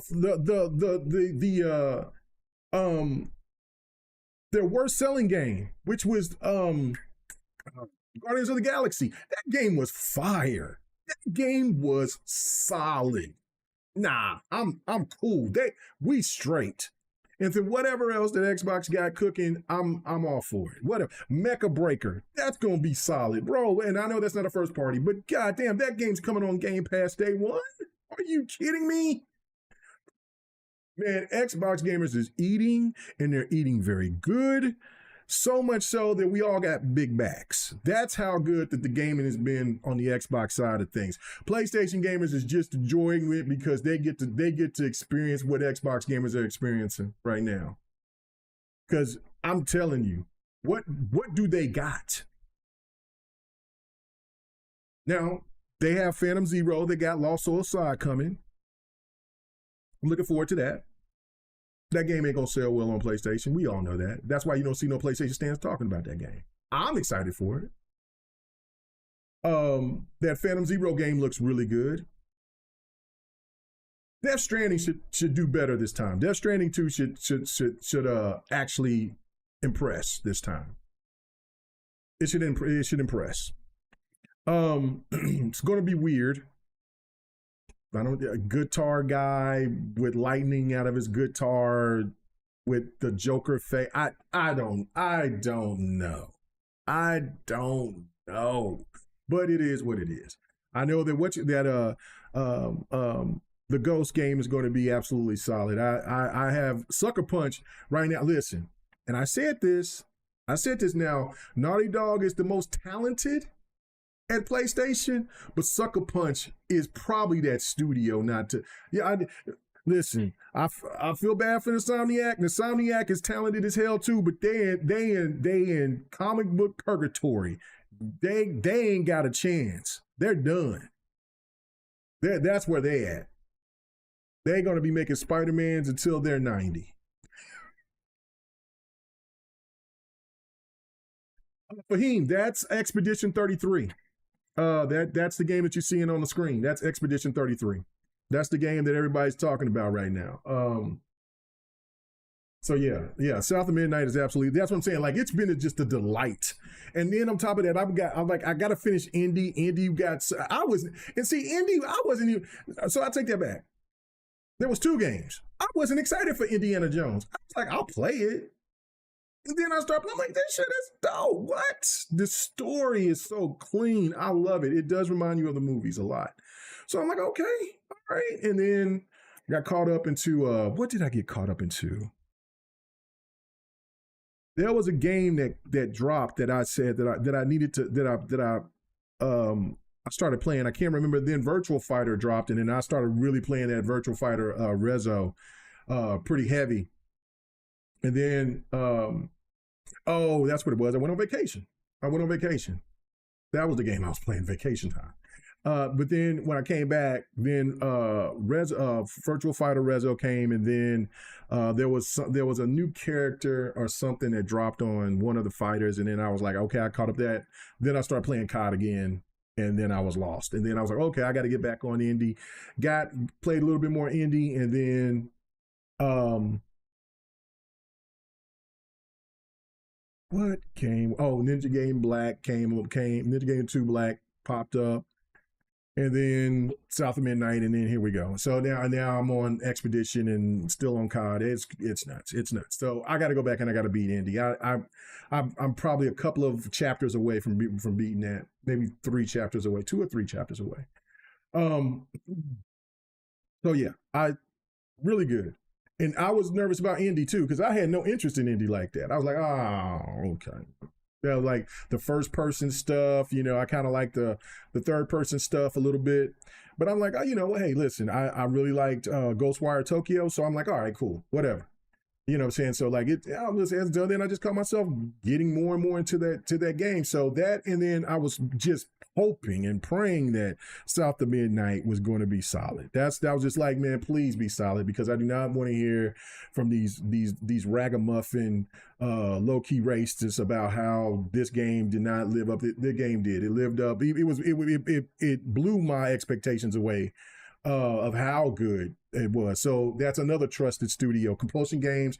After me never playing the other game that Compulsion had, I played the zombie game, but not that one kind of game that they had. I forgot what the name of it. So I never played that one. So I just didn't know what to expect from Compulsion. But yeah, they did a real solid job. Yeah, Xbox needs to get more credit. And this is the thing to me that I think that Xbox was over here thinking that maybe, like I said, there was somebody in that staff that thought that, yeah, well, now since we're putting games on other platforms, we'll get more recognition. No, you know what they're doing? This is what's cold-blooded about what the gaming media does. They're talking, instead of saying, they gave their props. They gave a little props to Forza. But this is the cold-blooded thing. They keep talking about all these other games, all these Xbox games play better on the PlayStation Pro. Bro, not about how Xbox has pumped out a solid game, and Xbox gamers should cherish. I mean, not cherish, but appreciate this, because it's vice versa. Play any PlayStation game that comes over to Xbox we should be, as Xbox gamers, appreciative that Genshin Impact is coming, or if whatever. Like, what? Now, they didn't do that with the show because the gaming media, for some reason, hates sports games. It's so weird. But it doesn't make any sense.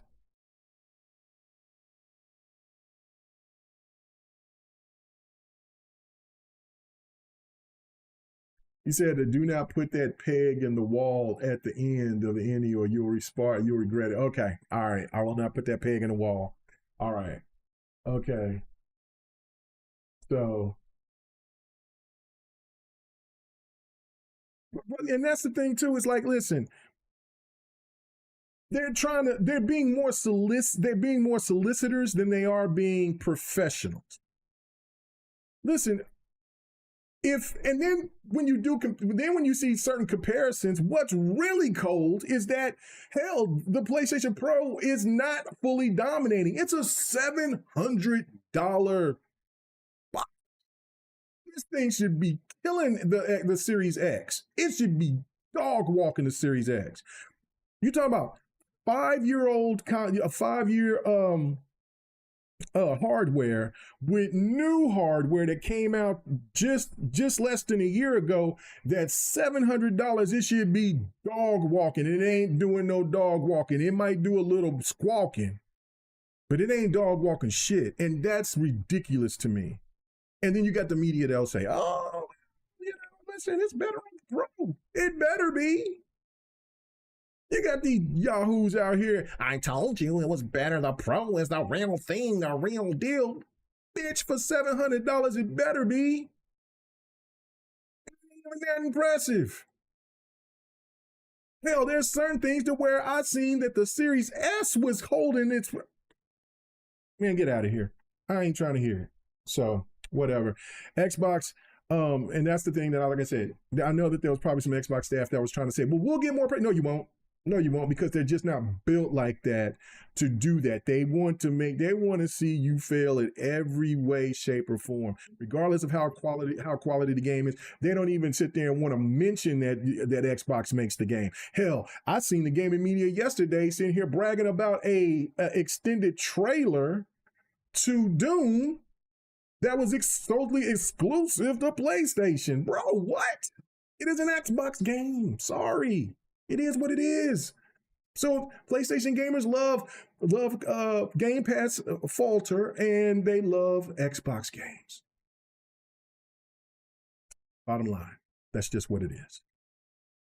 No ands, ifs, or buts about it. You love them, just like we love them. Go ahead. Keep bragging about like how much y'all gonna be buying these Xbox games. Do it, because you know what? I get gems like this on my Game Pass. You know what I'm saying? Like I get gems like this, as you see from Expedition 33 on Game Pass. I thank you so much, Stans. I thank you so much, PC gamers. I thank you so much when Nintendo start getting some of these games. I thank you so much. Thank you. Appreciate it. While you might have to wait and budget, I don't, because I already got my Game Pass up. So keep going. You're cheap. Cool. I am. I'll be a cheap bastard. While I'm playing, you yapping. I let my controller speak for me. I don't care about all this fake hot siding. Yeah, I'm cheap. I mean, I got a big library of games, but I'm cheap. So it is what it is. So, spending money unnecessarily is a weird flex, brother. That is the quote of the day. Spending money unnecessarily is a weird flex, brother. That is it. It is a crazy flex. I'm not understanding it. When they was talking about the red box thing, I'm like, shit, I might need to go ahead and do the red box thing, but I didn't. I mean, because I couldn't buy a lot of games at that time. Hell, I had a lot of responsibilities to take care of. So since I can buy games, I buy them, but I'm buying them in the cheap bin, or I'll just wait. Like, I mean, Game Pass is what makes Game Pass so spectacular, right? Or just any other service like Game Pass, is that you get that it's like the ultimate demo.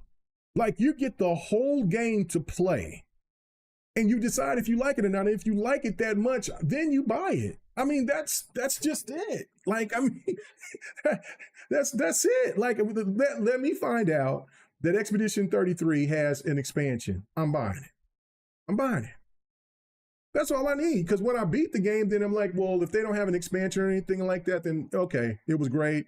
I might catch it on a deep sale, a couple of years from now, something like that or whatever, just to show appreciation because of how good the game is. But I've already spent my money on it. I'll sit there and pay into Game Pass. These developers got their money already.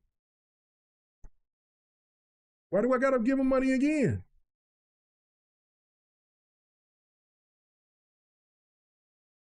I already got my money. I mean, if I say I'll show appreciation and say that I'll get it when it's later, then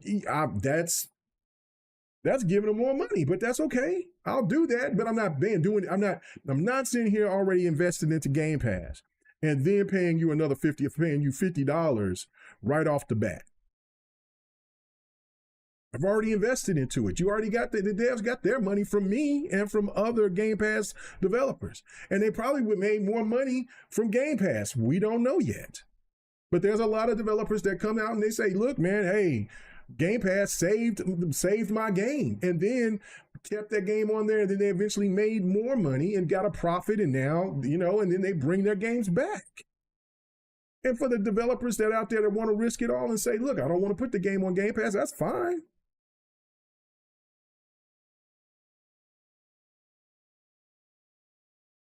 Nobody's mad at it, but but if you got, but now the studios that I'm starting to look at a little differently is that they refuse to put games on Xbox. Okay. Okay. They ain't putting games on Xbox. Okay, I'm kind of looking at you a little suspect.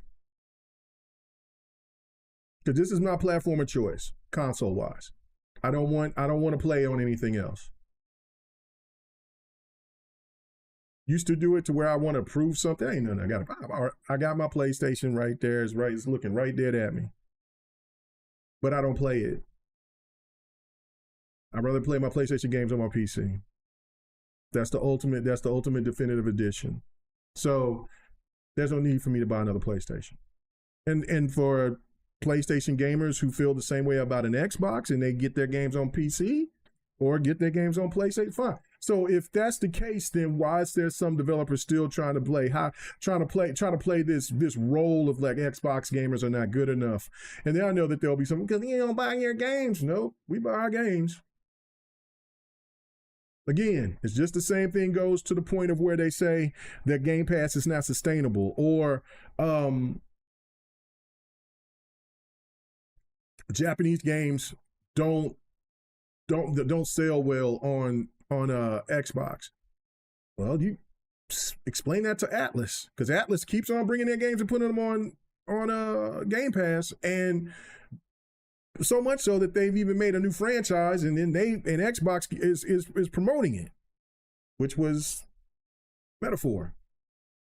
So obviously something's right. Now, if you're coming in there with an unknown title that barely anybody knows and you're asking for $60, $70, no, ain't nobody gonna buy that. Because nobody don't know what the hell it is. Because you may have a long-lasting franchise that could have been on PlayStation for the last 20 years, and then you bring this new title, and this title is not on Game Pass, but it's not even, it's here on Xbox for $70. See, what? And it's like number 8, I'm trying to think of a game, long-lasting, Japanese game, Steel something, I forget, something still, like they got like 9 of them now, and like, let's say you finally bring that to Xbox. Well, what the hell? What? I don't know what this is. This is the 9th version. Can I play the first one? So that's the thing that I think that like needs to be looked at and addressed as well. You can't just come and say to Xbox gamers who aren't familiar with some games from the East, and then you drop them, and then these games don't, and then they're like on the 3rd, 4th, 5th iteration. Like, what? I need to know more. What's happening here? What happened previously? Can you give me the whole collection? You know what I'm saying? So yeah, there's a lot of factors to it other than just somebody saying that Xbox gamers don't buy these type of games. There's got to be people that's got to, yes, the Hero series. You're absolutely right. Yeah, there's a bunch of iterations to those games. I don't even have them all. I have like 3 of them. I have 3 or 4 of them. And I'm just like, but I've been a gamer ever since 1978. So I'm a root gamer. I've been doing this for a very long time. So again, when you're talking to somebody that's 25 years old, that's an Xbox gamer, they don't know what the hell this is. That's what I'm saying. Like the thought process of some of these studios and some of these developers when it comes to want to put games on, and I understand money is a factor too, but then if Xbox is saying, look, we'll promote it, we'll put it on Game Pass, let people give it a shot, it would make sense. But I don't know. Some just don't. Yes, the Trail series is not exclusively it's not on Xbox on purpose. Well, I don't know, I can't say on purpose, but it's just not on Xbox. And that's what I'm trying to say is like a long-lasting series like that, you bring the latest, which, it's got all the bells and whistles. I've just seen the previews to the, what was it, 9 or 10 or whatever. And I'm like, oh, this looks good. But again, it looks good, but it ain't. But it's the 9th, 10th entry. Like, I mean, hell, it's really long. It's been around forever. It just don't make any sense. So, and that's why I really did like the fact of what Square did with the man, why I can't Kingdom Hearts, where everybody got it, where Xbox gamers got a chance to get the whole story, not just get 3 and then not have the previous games. And so and so it's just like, and also like with the Final Fantasy games, which I'm surprised I haven't picked that up, because I've never played Final Fantasy 6. Everybody talks about how good Final Fantasy 6 is, and I want to get that whole collection. I should have went and picked that up. I should have already picked that up. So I will definitely pick that up.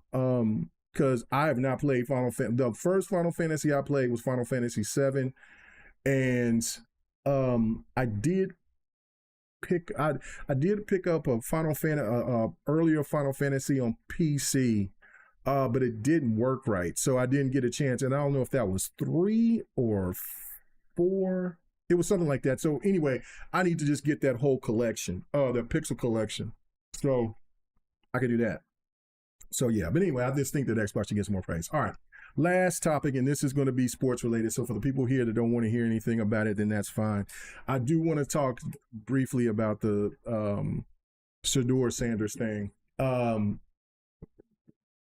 this would have been something that I would have talked about on GRG this week or last. Well, yeah, no, it would have been this week.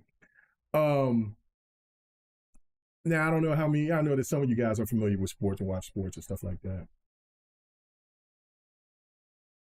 Yes, Richilli, that's the thing. Before I talk about it, you said that's perfectly said. You understand a PlayStation exclusive or Nintendo exclusive, but exclusively not on Xbox is tiresome. We're beyond that now. Once Xbox got Persona series, got the Kingdom Hearts series, got Final Fantasy. We still don't have all the Final Fantasies, but we got the majority of them now. Hell, even getting the Munich games.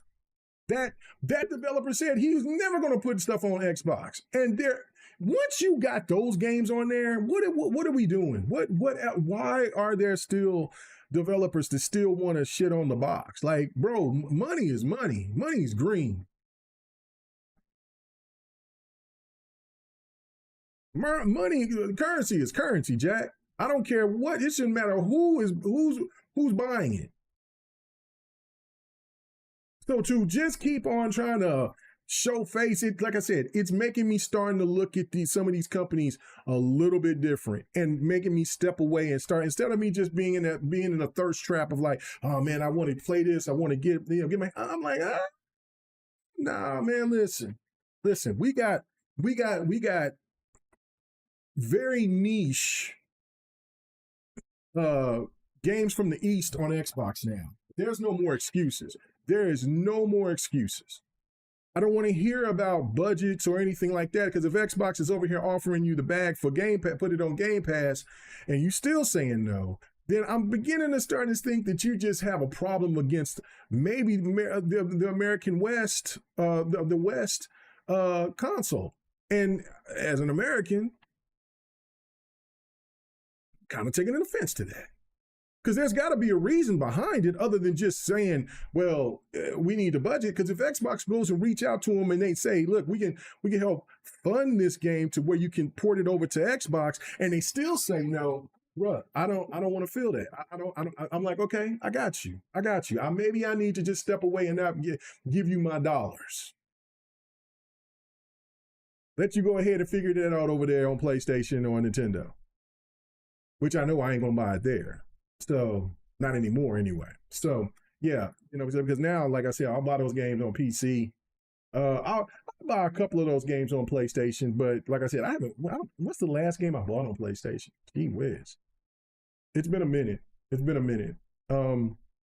was going to go ahead and get The Last of Us 2 remastered on PC, but I was just like, nah, man. I went ahead and got that, and I might have made a mistake, but that game looks intriguing to me. I know it got bad reviews and stuff, but that Awakening game, and it was only like $23. I was like, let me go ahead and cop that Awakening game. It looked, the previews of it looked pretty cool. It looked like it got a cool concept. I know it's not gonna be all that, but I'm just like, you know what? I'm gonna go ahead and really what I wanted to get was Kassan, but I was like, nah, man, I'm gonna wait for Kassan to drop down a little bit because I did like that demo. I didn't think that the game's not bad at all. I thought Kassan was pretty damn dope, that the demo I played, but I'm still not ready to sit there and spend that type of money. And then another game that I want, which I'm ready for that to go down, is Origins, Dynasty Warriors Origins. That game, I've been had my eye on that for a while, but the price ain't right for me right now. So anyway. So yeah, let me read this. He said, Saints draft. Yeah, I know what the Saints did. I said, Richilli said, I was the one of the 300 people who wishlist indie game on Steam. Then it released on PlayStation, Nintendo, and Steam, not Xbox. I was going to buy the Ultimate Edition, but instead just blacklisted. Yeah, the dev. Yeah, no, that Richilli, that's kind of like where I'm getting at. Like, I'm like, there's no more excuses. Last generation, I'm all with whatever the Japanese developers were saying, whatever excuse was saying, because Xbox just was not applying themselves during the Xbox One generation. I don't know what the hell was going on in that with that aspect of it. It was ridiculous.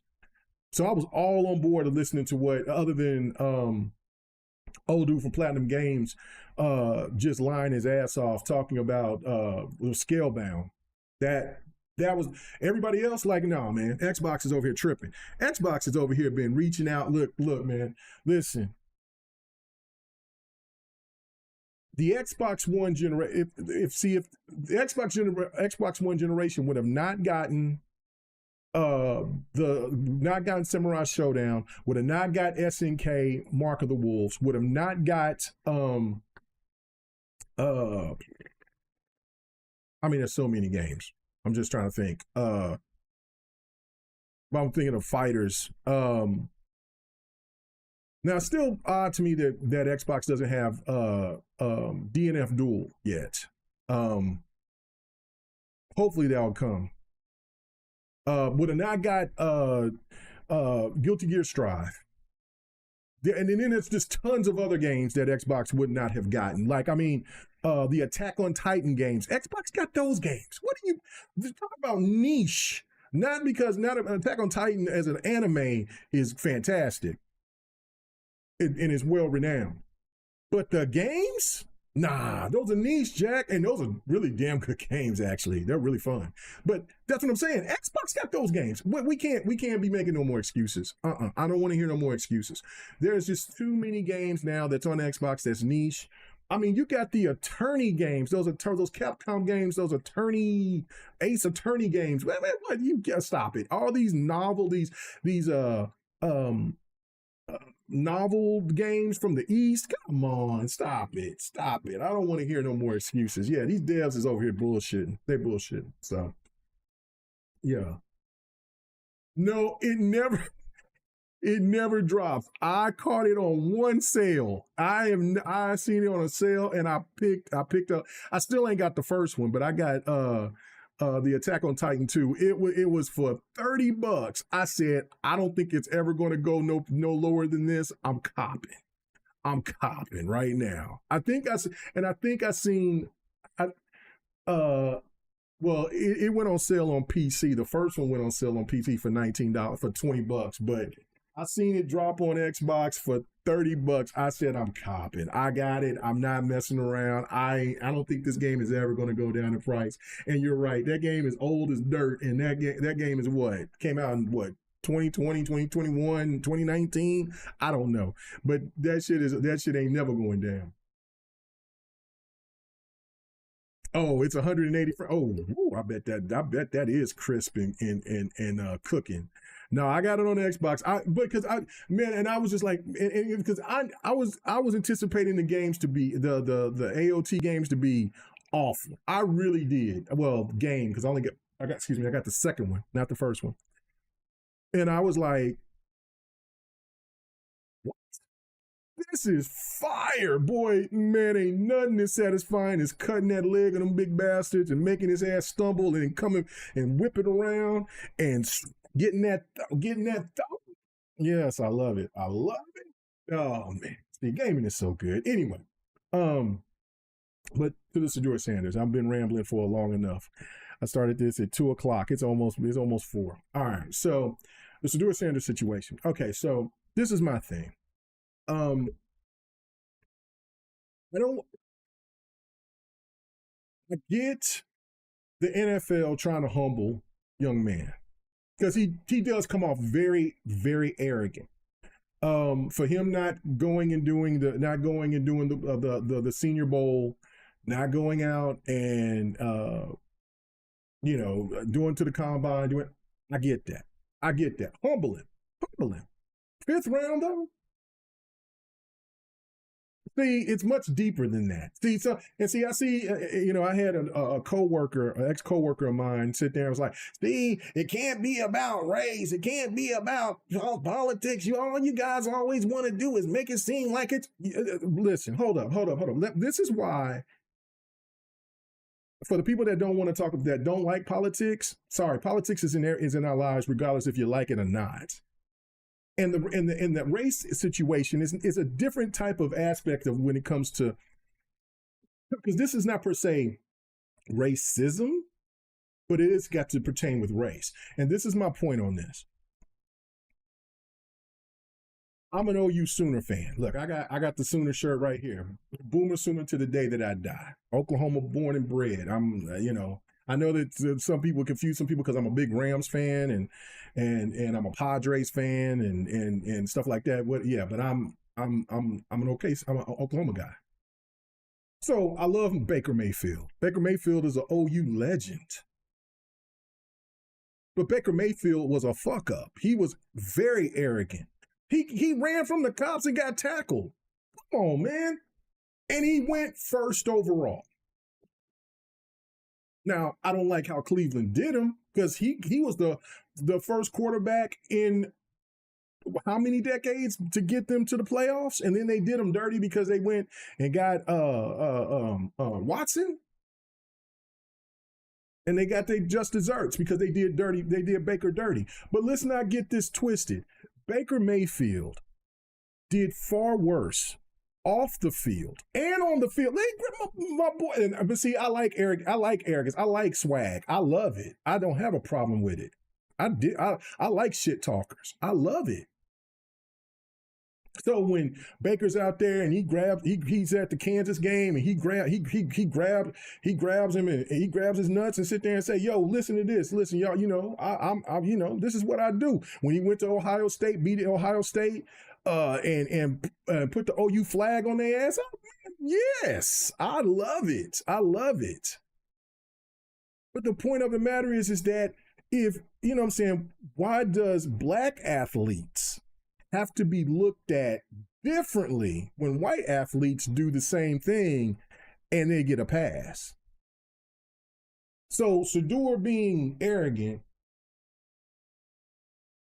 that he should have been humble. There's no question about it. But so should Baker. Baker shouldn't have been number one then. Listen, we go further. Joe Burrow, he's a baller. Dude sit there and ran through the championship, man. Like he was like, bro was unstoppable. And what was he doing? He had on a gold chain and a cigar in his mouth. Just swag. I love it. Like do your thing, man. Like Joe Namath. Joe Namath was, man, out there with the fur coats, and I love it. I don't like, yes, we can always, I love Barry Sanders, and he gave the ball to the Radiant dance and celebrate. I know that there's traditional people there, or some people that just don't like people dancing and showboating and all stuff. No, I love that shit. Listen, if you get cooked, you deserve to get danced on. That's how I feel about it. So that makes you better to not get cooked again. That's how I look at it. When I'm playing a fighter and I'm playing against something and I'm getting cooked and they talking shit to me, I deserve it because I got cooked. It makes me better. Like, okay, when I see you again, I will see you again, and it will be a different outcome, hopefully. I don't have a problem with swag. But I do have a problem with people, how they take swag from certain players and they're cool with that. Another thing, Eli Manning. Okay, so the other issue is about, well, people don't want to deal with Deion Sanders, and I understand. If anybody follow me on fight nights, I usually would tell stories and stuff, and I talked about the one time that I ran into Deion Sanders. It was my daughter was modeling for his ex-wife's clothing brand, and I was starstruck. I'm like, Deion. And so I seen Deion Sanders, and I went up and I was standing in line. This was a modeling place. It was out there in Texas, and it's pristine. It's mayors. It's all this and that. And I'm me. I'm who I am, right? Like, I'm just, you know what I'm saying? And I was like, what up, prime time? When he was walking, this is a young Shador, and it's both his sons was with him and stuff. And he stops and looks at me and don't say a motherfucking word to me. He don't say nothing to me. He looked at me like I was stupid. I thought I was going to get some dap or something. He left me looking stupid, didn't say nothing and walked off. So I'm like, yo, what? It would have been so much different if Deion came to me and said, yo, you know what I'm saying, act like you've been here before, brother. But, you know what I'm saying, and gave me a little dap, gave me some coaching. He's an older man than me, you know what I'm saying? Cool. I fanboyed out, right? But damn, don't leave me hanging like that. So there is a arrogance and a presence to Deion, no doubt. But you don't want to deal with Deion Sanders, but you deal with Archie Manning, who made his son, who didn't tell his son, hey man, you take this team, the Chargers, and make them a winner. No, he stood behind him 100% by accepting his son not wanting to play for the Chargers because the Chargers were a horrible team at that time, and having him go and be traded. Come on, man. How is that? Like, let's keep it going. There's more. Johnny Manziel. How many people in sports know about Johnny Manziel? Johnny Manziel was talk about swag of the swag, man. Boy at Texas A&M could play. Bro was exciting as hell. He wasn't worth nothing when he got to the league because he did too much off the field. He didn't put enough. He didn't apply himself. He got started. His family was rich. Let's not forget about that. His family was rich, and they still gave him they still got him for the first round. They knew about his background, about him out there partying and drinking and everything else that he's doing. They still picked him first round. And he was arrogant. Got another player. I mean, the list can go on, but this is the last player I'm going to mention. Aaron Rodgers. Aaron Rodgers was not, from what they've said now about Aaron Rodgers, that he wasn't liked. You know what I'm saying? He was too arrogant, blah, blah, blah, blah, blah. He thought he knew it all that. And he slid, but he slid to the first. He still was picked in the first round. So my thing is this, right? Yes, Shador should have went to the Columbine, at least did the Senior Bowl, whatever. Yet that humble him. Second, third round, you won't even see me tripping about it. I won't even be talking about it. I wouldn't even post anything about it. I'm like, hey, man, well, you know what? You got to participate. But then you had GMs tell their coaches to take Shador off their board when he has been labeled as the second, third best quarterback out of this draft. And you pick him fifth. That was a message, man. There was politics. It was good old boy system, and it was race. It wasn't racism to where there was people saying, "Oh, we ain't doing it," because listen, people could say, "Well, Cam Ward went number one," but you know what's the sad thing about Cam Ward? Cam Ward, yeah, he did go first, black quarterback, but ain't nobody praising him. They're not talking about him. That's the first time that I've ever seen to where the league is not, where the media in them is not talking about Cam Ward like they did about offensive linemen. Are you kidding me? See, it's a different type of aspect when you see about when it comes to the black quarterback. Case in point, Lamar Jackson. Lamar Jackson is always ridiculed for what he's doing and what he's done, more so than Josh Allen. Josh Allen should have beat the Chiefs this year. They had it, and he curled up.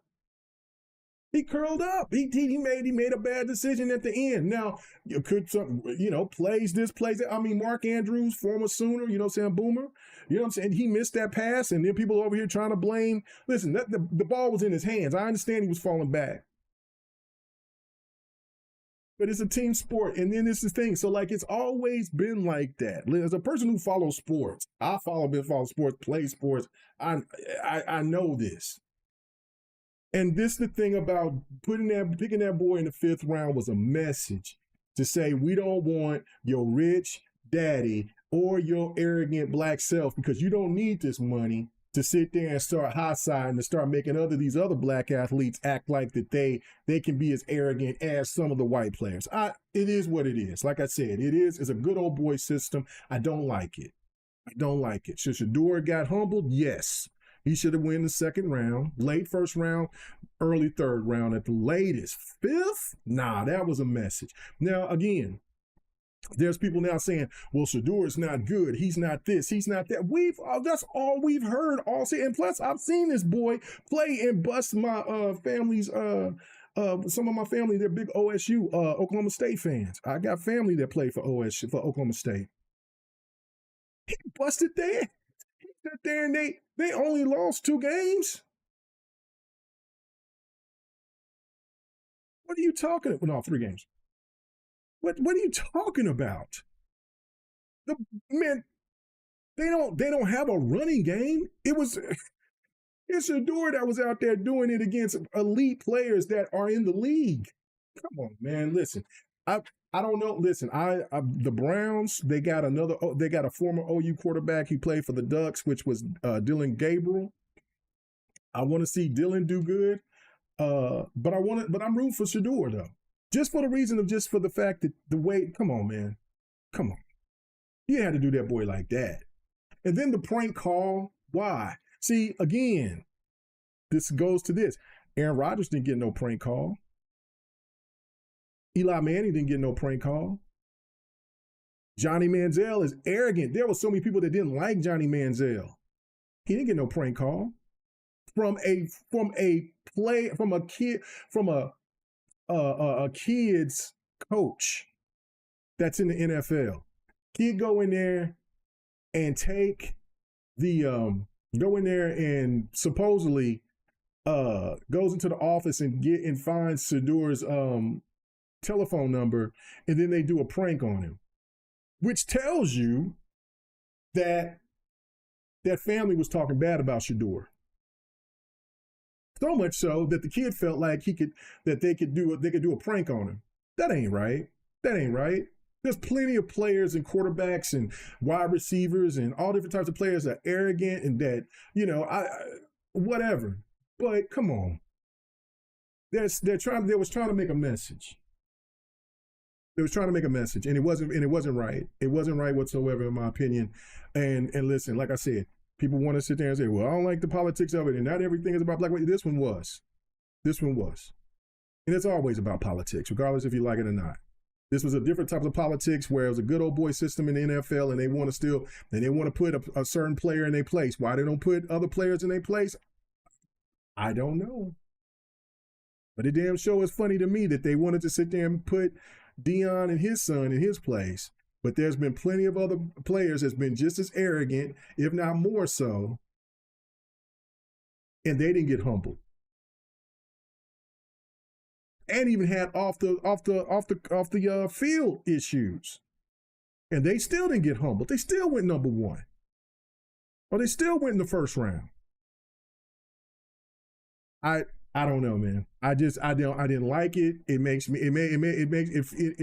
like I said, it makes me want to root for Shedeur and hope that he does do well. I have no idea. We're talking about the Browns. I don't want to see my boy Dylan get pushed out, but something tells me that, listen, that I will be watching and anticipating and listen. And I hope Shedeur got to make it happen because he's on a contract to where they can cut him at any point in time. He's not even going to, you know what I'm saying? Like he'll be out on the streets in a hot minute. And so it might be a blessing in disguise too that he can sit there and learn from a vet like Flacco, and go through some real competition. I mean, some strong competition with Gillen and was it Pickett? I think, yeah, Pickett's the other quarterback there. So yeah, it's well, and then there's Watson, but Watson ain't gonna be back. So yeah, so this might, you know what I'm saying. So I'm cool with him being humble, but then this was an example, and it wasn't right. It was bullshit. And on top of the fact, like I said, when people sit there and say, well, you know, about Cam ain't even celebrated like that. Come on, man. Everybody talking about every other quarterback. And then there were so many teams that needed a quarterback. The Saints definitely need a quarterback. I mean, I like Derek Carr, but I don't know what the deal is with Derek. You know what I'm saying? So, you know, maybe just age, it just caught up with him. The Browns, they needed a quarterback. That's why they got 5 of them. But there were so many other teams. I thought my Rams might would have went, but since they got that first round pick, nah, they're going. And then on top of that, like everybody keep talking about Archie Manning, but Archie Manning, he ain't even the highest listed quarterback right now. Now we'll see what he does in Texas this year, but I mean, there's other players out there. There's the quarterback from Clemson. There's the former quarterback from Tennessee. Hell, I can't pronounce his name. You know. But I think he's gone to UCLA now, and I mean, there's another list of good quarterbacks out there. That's exactly why we got that first round pick, so we can go ahead and get a quarterback. Most likely, everybody's talking about Archie Manning, but Archie Manning got to prove himself because if you look at the stats, like his arm ain't stronger than Shedeur's. So I don't know. We'll see. I just think that it was crazy to pick him up that late. So anyway. I wanted to get the guys' thoughts about that. But anyway, you said too many damn games to play right now. Yes, next phase. That's absolutely right. I definitely agree. Abacab said, to be fair, this year's draft class was kind of weak, especially compared to last year. Oh, no doubt about it. Like, but it was weak, quarterback-wise for sure. But the fact of it is that all these analysts, all these people have said that Shedeur was the second, third best quarterback in the draft. So, you know, if you want to humble him, fine. You know, but to say that there was all these other quarterbacks that was better than Shedeur when we've heard nothing but different, come on, man. It is what it is, man. And I hate that for the kid, but you know what I'm saying? But he got to go through it. This is the part where he got to persevere. And like I said, I hope he does well. If he don't, damn, gonna be cold-blooded. But I mean, it's not gonna affect him. I mean, his family's rich, but it's just one of those things there, though, that's kind of like a thing to where they can tear it down. And then that's another part too to this as well. Most people know that Dallas should have picked Deion Sanders to be that head coach. Jerry Jones didn't do it because just Deion is just too headstrong and just wanted to do things. But the thing of it is that not only he's one of the best players that ever played football, but he's a damn good coach too. He went to HBCU and made that team win. Then he goes to Colorado. They get their ass kicked and then come back the second year and then just start doing some ass kicking. Like, that's crazy. That's good coaching. That's really good coaching. So again, he's got the chops. We'll see what he does without his sons out there or without Travis Hunter. We'll see. I'm sure that he's going to recruit very well, and we'll see what goes on with that. But yeah, it was a message, no doubt about it. But it was a weak draft when it came to quarterbacks. There was no question about it. Nobody's saying that Shedeur was a Joe Burrow or I mean others. I'm trying to think. Like, I wanted to say Jalen Hurts, but I mean, remember, Jalen Hurts didn't get picked until the second round. They gave him a low grade. You know what I mean? They gave him a low grade, and he just won the Super Bowl, beat the dog shit out of out of the Chiefs. Like, you know what I'm saying? Like, that was nuts. So yeah, I don't know, man. I don't know, but it's crazy. I just wanted to get my thoughts on that.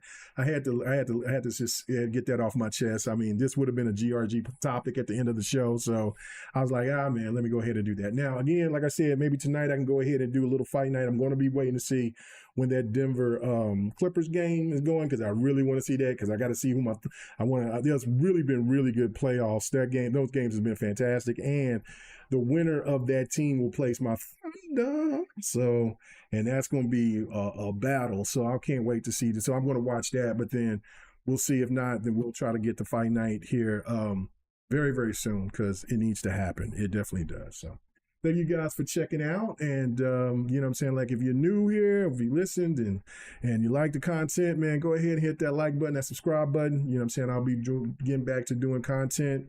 You know, hopefully there's no more interruptions or anything like that. So we can start getting on a steady flow again. But I'll be back here tomorrow talking about some gaming. So I hope you guys will come and check me out. It'll be between 2:30, 3:30 tomorrow. So hope you guys will stick around. So, and come and check me out tomorrow. So I hope everybody have a good one. Thanks for everybody being here. I'll let y'all later. Let me see what Rich Chili's saying. He says, to all the haters who say Xbox players don't buy games, I can't find a store with Expedition 33 stock both for PlayStation and Xbox. Bro, I'm telling you,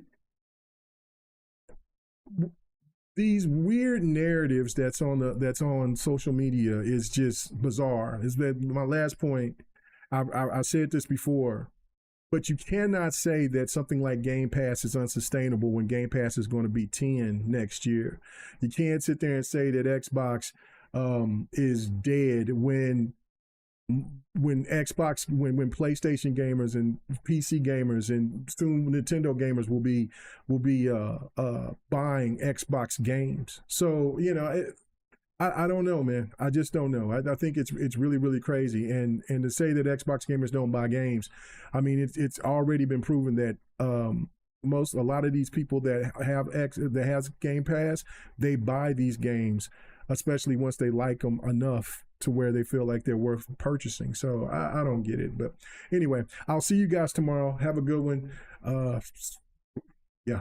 Damn, I'm looking at what time it was. I've been ranting and raving by myself for 2 hours. Good Lord. All right, y'all. Solid. Let y'all in. Peace.